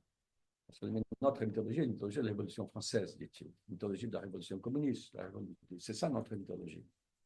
C'est pas du tout l'origine des espèces. Ça, c'est pas de la mythologie. Ça, c'est de la science, justement. Et donc, et c'est là que je disais que la mythologie indigène pense la cosmogonie, l'histoire naturelle, dans le terme que nous pensons l'histoire humaine.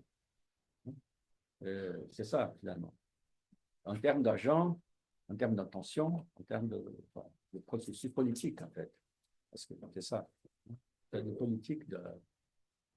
Et là, tu pourrais ajouter une corrélation entre prophétie et prospective. C'est-à-dire que dans une mythologie froide, qui voit le présent comme justement un retour au temps du mythe, c'est-à-dire dans une mythologie chaude, excuse-moi, qui voit le présent comme un retour au temps du mythe, c'est-à-dire un temps chaud, quoi. Le discours adapté, c'est celui de la prophétie, alors que dans une mythologie froide, qui voit effectivement le présent comme la conséquence de l'histoire humaine, le régime adapté pour dire le présent, en fait, c'est plutôt celui de la prospective, c'est-à-dire du calcul des conséquences. Oui, le futur, non pas l'avenir, quelque chose comme ça. Ouais. Exactement. Et il y a une. Je continue à chercher des corrélations. Ouais. Mais c'est une manière, effectivement, de savoir comment on coexiste ensemble. Hein. On coexiste. La prophétie, la prophétie, c'est non seulement une prospective, mais c'est aussi une dénonciation. C'est ça la question. C'est ça que le prophète fait. Le prophète dénonce. C'est ça que le prophète. Oui, mais la prospective aussi. La prospective peut dire. Bon, Romain, peut-être ça se discute, mais la prospective peut dire attention, si vous faites ça. Si c'est business as usual, ça veut dire 3,5 ou 4,5 degrés, ça veut dire ça et ça et ça. Est-ce que vraiment vous voulez ça, tu vois? Ça fonctionne comme ça, tandis que là, dans la... Si la prophétie est une inversion du mythe... En attendant toujours les missiles thermodynamiques. Hein. Le missile thermodynamique. Oui, le missile thermodynamique va venir, le missile thermodynamique qui va nous... Ah, le Messie, oui, voilà. le Christ, tu veux dire, le Christ thermodynamique, oui. C'est quoi exactement alors le Christ thermodynamique? Je pense qu'il faut que tu expliques. Non, non c'est quelque chose que je m'amusais à provoquer. Simon Scheffer disait, écoute, Carbo-Christ. Ce qu'on a besoin, c'est d'un messianisme thermodynamique. quelqu'un qui arrive, qui a le pouvoir comment dire, aimanter les masses, hein, pour brûler ce qu'il faut être brûlé. Hein. Ça, je peux bien avoir cette idée que eux, ils sont notre. Ils s'habitaient comme nous. Donc, nous sommes le passé Non, de Yanomami. Et nous sommes en train de devenir tous Yanomami en même temps. C'est-à-dire qu'il y a une espèce d'inversion de la perspective. C'est-à-dire qu'on a déjà passé par tout ça que vous êtes en train de passer, le réchauffement climatique, tout ça. On a déjà passé par là et on est devenu ça. Le résultat, c'est nous maintenant. Et vous, qui êtes en train de passer par ce qu'on a déjà passé, vous allez devenir comme nous. tout à fait. Je ne sais pas s'il y a cette idée aussi de Oui.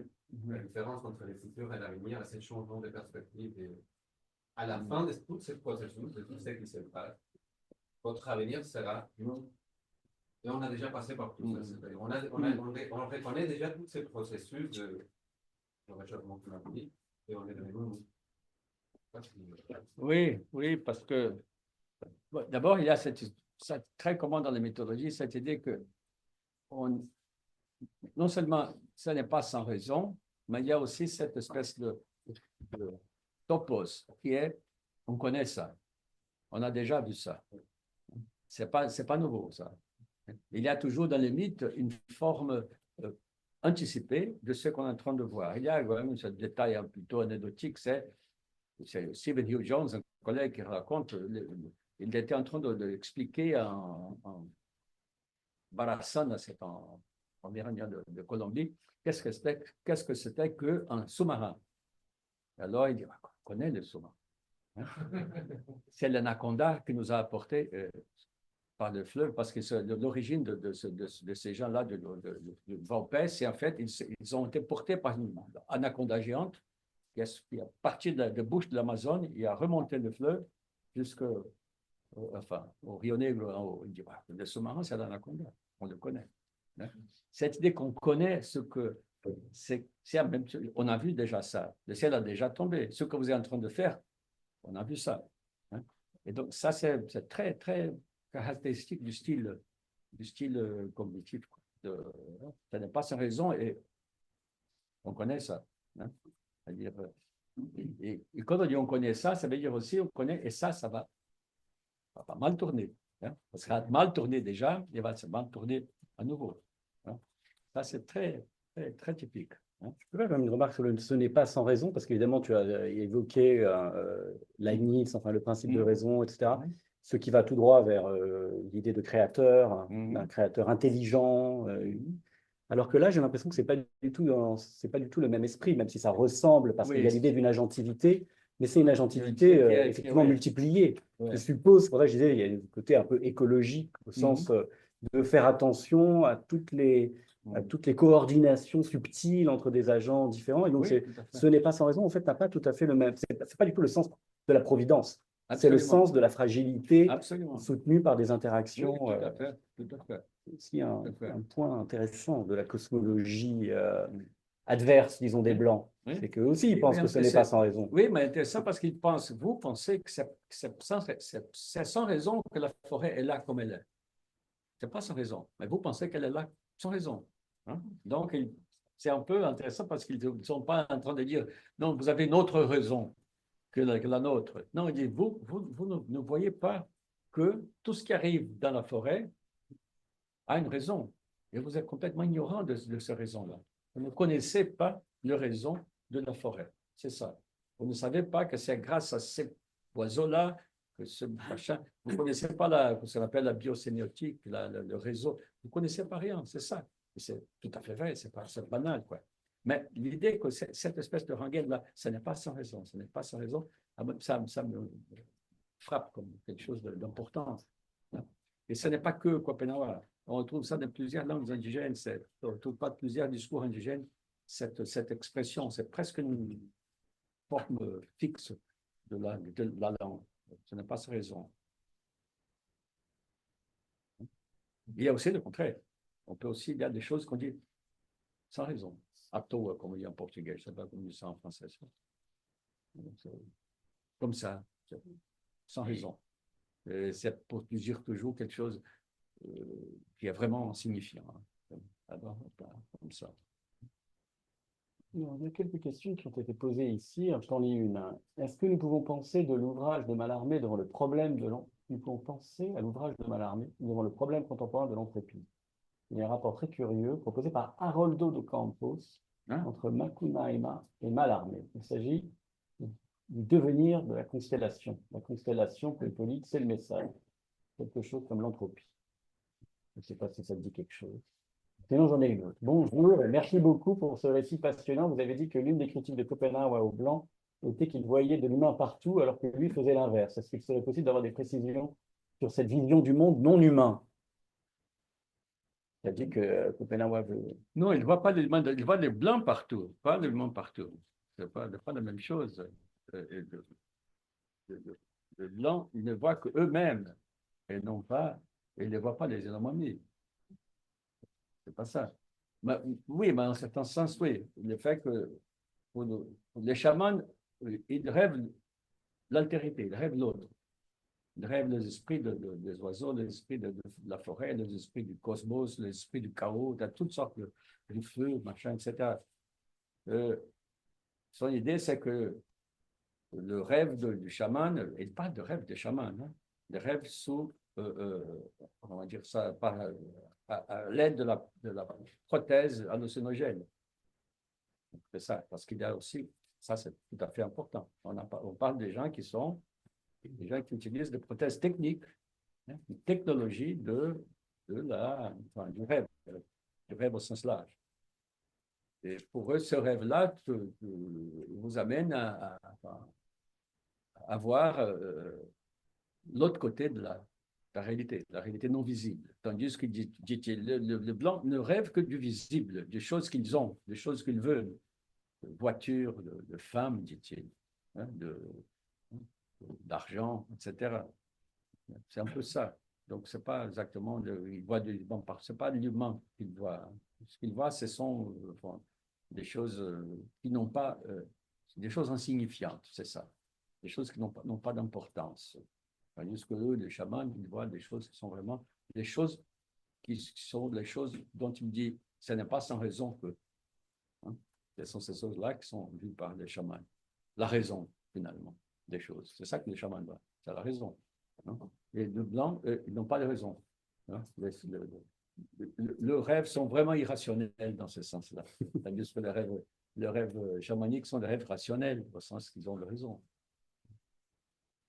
Oui, il y a même toute une conception pédagogique du rêve, en fait. Le problème, c'est qu'il oui. faudrait apprendre, ils apprennent à rêver, de fait. C'est une discipline, il on ne faut sait même pas apprendre à qu'est-ce qu'ils rêver. font. Le problème des Blancs, c'est qu'ils ne savent pas rêver parce qu'on ne leur a pas appris, etc. Oui. Et toute cette manière de dire, le rêve, c'est l'équivalent de la science, en fait. Moi, je vois ça vraiment comme ça. C'est une sorte d'équivalent transformationnel de la science. Il y a quelque chose dans la pratique du rêve, la pratique dirigée, comme ça, du rêve, qui est l'équivalent de cette discipline du savoir que les Blancs ont inventé, etc. Et qui, bon, sans doute, là encore, pourrait être remise dans le groupe de transformation. Peut-être aussi une question, le travail que tu viens de faire, là, qui consiste à donc replacer une qualification de l'événement planétaire qui nous concerne toutes et tous dans l'espace intellectuel, enfin, sémiotique d'une région, enfin, même d'un double continent, quoi, en l'occurrence. Est-ce que d'autres personnes l'ont fait sur d'autres espaces, par exemple en Australie? Ce serait très intéressant d'avoir effectivement plusieurs travaux de ce genre qui permettraient de commencer à comprendre justement la diversité des manières de raconter, comme tu dis, la fin du monde, de raconter l'événement présent, sachant que, encore une fois, le discours sur ou l'anthropocène, ou le réchauffement climatique, ou l'irruption du planétaire, etc., est une variante parmi d'autres de ces différents discours. Enfin, donc, est-ce qu'il y a d'autres gens? Est-ce que, par exemple, des gens comme Povinelli peut-être semblent faire des choses de ce genre? avec ces pierres-là en Australie, oui. Et Bobant, Niels Bobant, un collaborateur de Natsing qui travaille sur l'imagination écologique des gens d'Indonésie, certains peuples d'Indonésie. Oui. À part ça, non. Je sais qu'en Amazonie, il y a quand même pas mal de sociétés qui sont en train comment dire, de make sense, quoi, Mhm.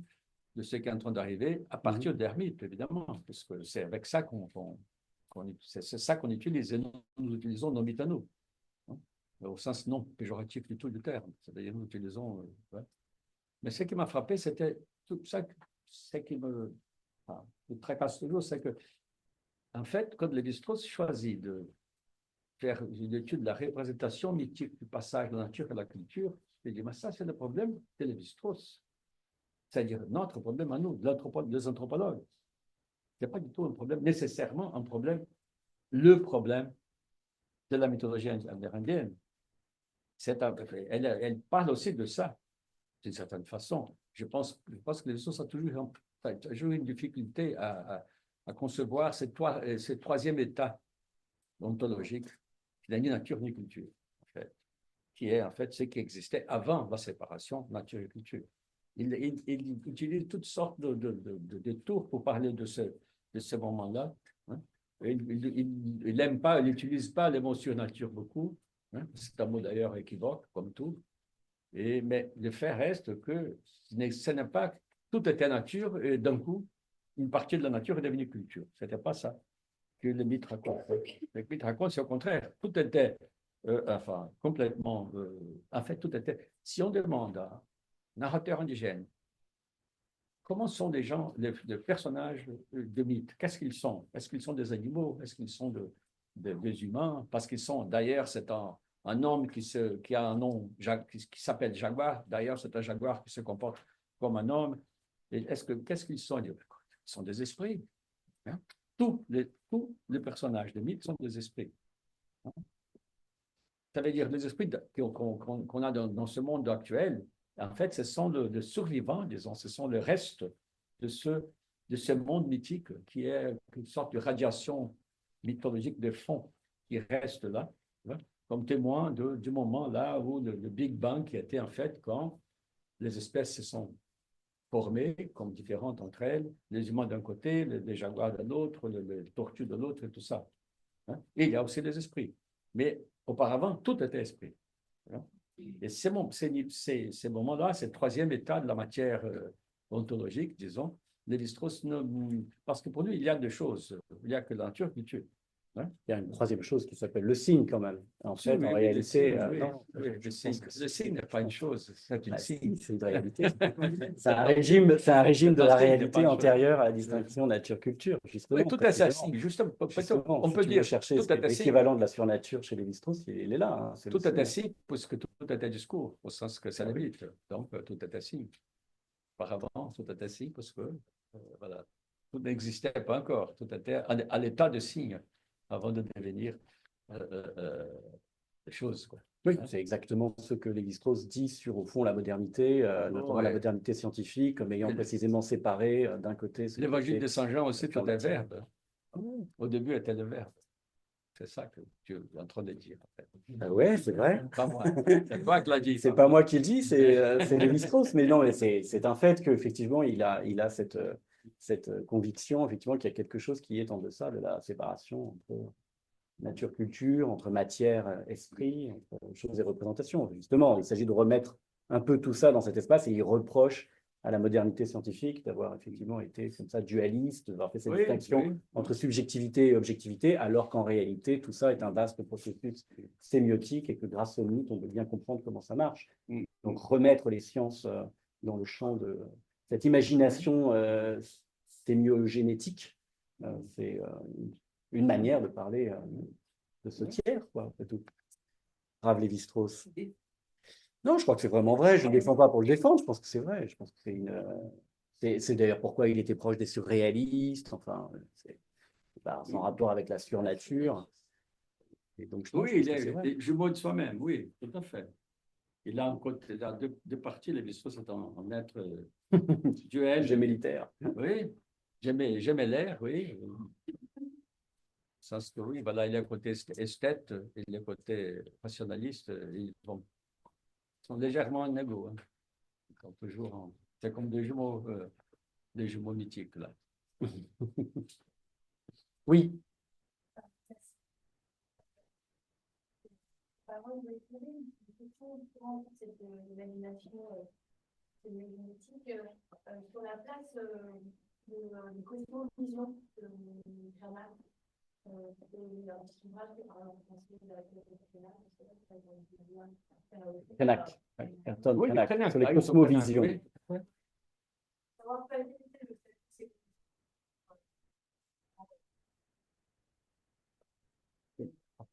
Quel est le statut de ces cosmovisions dans, par exemple, chez Schopenhauer? Est-ce qu'il y a quelque chose qui est du même ordre, si j'ai bien compris? Non, en fait, Krenak est Schopenhauer est quelqu'un qui a été né et enfin, élevé dans la culture yanomami. Krenak est quelqu'un qui, en fait, a été enfin, élevé à São Paulo. En fait. C'est une personne indigène, mais qui a dû se reconnecter avec son peuple et tout ça. Copenhague, c'est le contraire. Il a dû se séparer pour pouvoir regarder du dehors. Tandis que Krenak, c'est au contraire, c'est quelqu'un qui s'est approché de ses origines, disons, et qui en même temps a pas mal, comment dire, pris, dans le bon sens du terme, de l'anthropologie. Hein, simplement. C'est quelqu'un de très intelligent et qui il lit tout, il voit tout, mais il a fait il a passé, je crois, plus de 10 ans voyageant par tout le Brésil avec en fait, des menteurs, mentors, comment dire ça en français? N'est pas menteur, c'est Parrain, je ne sais pas. Des mentors, oui. mentor, on dit. On dit un mentor, oui. Oui, qui indigènes, qui l'ont enfin, introduit à l'univers de différents peuples indigènes du Brésil. Et comme ça, il a formé une sorte d'anthropologie pour son propre usage, quoi. C'est un anthropologue, comment dire, d'une façon, c'est très différent parce que Schopenhauer, il parle à partir des Yanomami. En tant qu'Yanomami. Il parle en tant qu'Yanomami, non pas en tant qu'Indien, non pas en tant qu'un Indien qui a eu l'expérience de plusieurs sociétés indigènes, qui a passé pas mal de temps à São Paulo en voyant des anthropologues, en causant avec des anthropologues, etc.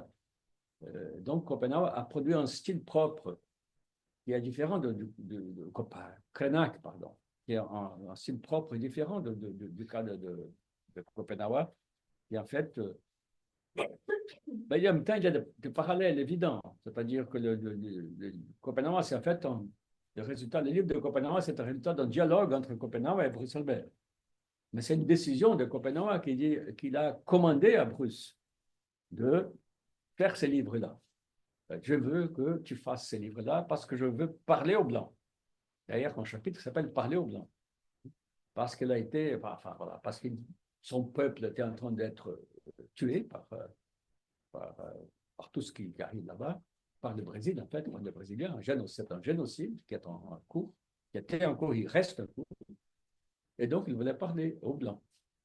Krenak, c'est un peu différent. Krenak parle à partir de, comme s'il était en fait un anthropologue indigène, quoi. Hein? Mais un anthropologue. Plutôt anthropologue qu'un indigène, dans ce sens-là. Mais c'est un anthropologue qui a une expérience il connaît pas mal de sociétés indigènes, et il a aussi ses rapports, comment dire, affectifs, personnels, généalogiques, littéralement, avec la société indigène, parce qu'elle est en Krenak, c'est-à-dire qu'il appartient au peuple Krenak. Donc, il se sent, comment dire, position de parler. Et il dit des choses qui sont Krenak, très intéressant, parce qu'il vraiment, quand on l'entend parler, il dit des choses qui n'ont pas beaucoup de sens. D'un coup, ça monte, il arrive à un plateau d'intensité, hein, qui, en fait, dit des choses très, très, très profondes, hein, finalement, mais très différentes de Copenhague. Parce que Copenhague parle en mythologue, il parle le mythe, comment dire, ce qu'il dit, c'est un mythe, au sens style, et tout ça. Ce qu'il dit que Krenak, ce n'est pas un mythe dans ce sens-là. c'est plutôt l'anthropologie, un peu de la philosophie au sens large du terme. Oui. Dans ces dessins schématiques de cette cosmologie de l'anomanie, il y a un petit détail qui est vraiment intéressant. C'est le fait que les métal, il est complètement rejeté à un moment donné pour quelque chose de Je te traduirai. probable. Non, c'est que je suis dur d'oreille, malentendant, sourd, Oui, en fait. Voilà. En fait, ce qui a attiré mon attention dans cette mythologie Yanomami, c'est un petit détail qui concerne en fait cet élément de métal, peut-être qui est balayé en fait d'un coup comme étant quelque chose de mauvais. Oui. Et du coup, ça m'a amené à me poser la question du rapport à l'orfèvrerie. Et notamment par rapport à des artefacts chamaniques, parce qu'en fait, l'orfèvrerie est très utilisée aussi dans le chamanisme. Et je voulais savoir s'il y avait Un rapport. Ça, c'est intéressant parce que finalement, ce n'est pas qu'il soit un ennemi du métal. D'abord parce que les instruments du métal ont été probablement la raison principale pour que les ennemis acceptent de faire des contacts avec les Blancs, puisque en couteau de métal, une hache de métal, ça fait une différence absolument spectaculaire vis-à-vis d'une hache de pierre. Donc, le métal était très, très désiré par les ennemis. Mais justement, le problème, c'est qu'ils ont toujours eu des rapports avec d'autres peuples indigènes par l'intermédiaire de qui ils avaient accès à des fragments de métal, avec qui ils faisaient des pointes de flèches, des petites haches, etc. Quand le métal est arrivé dans des boîtes par des gens qui voulaient en fait voler le terre de Yanomami en échange de boîtes de couteaux et de haches, et quand ces boîtes ont arrivé en même temps que les épidémies, parce que, pour toutes les raisons, c'est ça qu'on les gens arrivent, et voilà. Le métal a commencé à servir de symbole, en fait, de tout ce qui est dangereux, tout ce qui est, voilà. N'a rien à voir, même chose avec l'or. Évidemment, ils n'ont pas eu de bijoux d'or des Yanomami, mais il y a pas mal de peuples indigènes, pas très loin, chez les Chibcha de Colombie et tout ça, qui ont des trucs en or absolument sublimes. Ce n'est pas l'or en tant que tel, c'est le mercure, c'est la dissolution de rivières pour obtenir la poudre d'or. Un problème de cuisine. Et oui, c'est la cuisine qui est le problème. Et donc, ce n'est pas le métal en tant que tel. Mais en même temps, il a construit cette espèce de minéralogie qui est le métal en tant que fondement de la Terre. Il y a un métal profond, que le vrai métal, qui est probablement, je pense, le métal radioactif qu'il est en train de penser avec cette fumée jaunâtre, ce fumée jaunâtre, c'est quelque chose qui nous fait penser à l'uranium et à Fukushima, des choses comme ça. Et donc, il a toute cette espèce de mythologie du métal qu'il construit. Et quand il dit métal, il parle aussi de minerai, c'est-à-dire c'est métal, c'est pétrole, c'est tout ce qui est enfoui dans la terre et qui a été mis là pour ne pas être exposé. Il dit, au moment, le démiurge a mis ces trucs dans la terre précisément pour qu'il reste là. Comme on dit, le pétrole, rester sur terre. Non, quand on dit pétrole, il y a on dit ça, cette parole activiste là qu'on dit. Pétrole doit rester. Le pétrole qui est là, il reste. On ne l'extrait pas. On garde le pétrole là où il est. Le pétrole qui reste. Alors, cette idée que le métal est quelque chose qui doit rester enfoui, parce que c'est lui qui, en fait, soutient la structure de la Terre, est quelque chose qui est petit à petit, je pense, bâti par Schopenhauer comme sorte de théorie de pourquoi est-ce que le blanc, qu'est-ce que blanc veut faire avec ça. Ils savent ce qu'ils peuvent prendre ces métals-là pour faire des pots, de couteaux, des haches et tout ça. Mais pour ça se faire, il faut cuire ce métal. Et c'est la cuisine du métal qui a le problème. C'est tout ce qui produit de la fumée, l'essence aussi, les moteurs, et les problèmes de moteurs, ce sont des métal en mouvement avec de l'essence qui produit en odeur délétère, en odeur toxique qui tue. D'ailleurs, vous, on voit que même des enfants, à cause de cette fumée toxique, doivent enfermer leurs yeux dans des trucs de verre pour pouvoir lire, hein, parce qu'ils n'arrivent plus à voir à cause de cette fumée. Hein. Et donc, vous ne voyez pas bien par cause de la fumée. Hein. Je crois me souvenir aussi il parle de la passion du dur. Si les Blancs vont chercher le métal enfoui, c'est parce qu'ils ont une sorte de passion du dur. Oui. Et là encore, je trouve que impéressible, des choses qui ne changent pas. voilà, il y a une sorte de qualification qualitative justement du problème en disant le problème c'est pas Oui, le cru et le cuit, mais c'est le dur et le souple. Il y a Ouais, une sorte ouais, des ouais. civilisations du dur et des civilisations du souple. Et que c'est aussi, je trouve intéressant comme manière de Et de l'impéressible caractériser aussi. qualitativement le problème. Nous, les Blancs, on est non seulement le peuple de la marchandise, mais aussi le peuple qui a la passion du dur. Donc, il faut s'assouplir, les gars. Oui, parce que la marchandise, c'est surtout des marchandises, ce sont des choses solides. C'est ça, en plus. Ce sont des trucs durs, en plus. Ouais. Des dur. Hein? Dur, dur. C'est ça. C'est bien, comme mot de la fin. Ouais. Bien, bon, ben, on est arrivé au terme. Il ne nous reste plus qu'à te remercier très vivement pour avoir fait réveiller les mythes.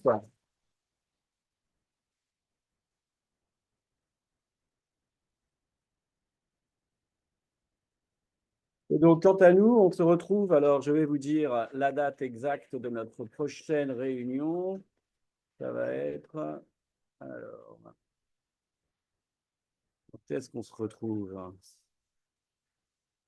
C'est après les vacances.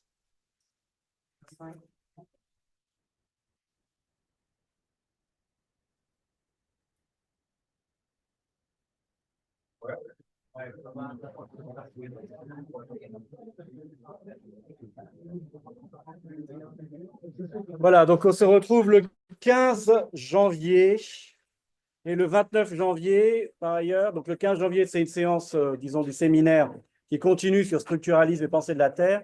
Et le 29 janvier, on reçoit Catherine Malabou. Voilà. Merci, donc à la prochaine. Pardon?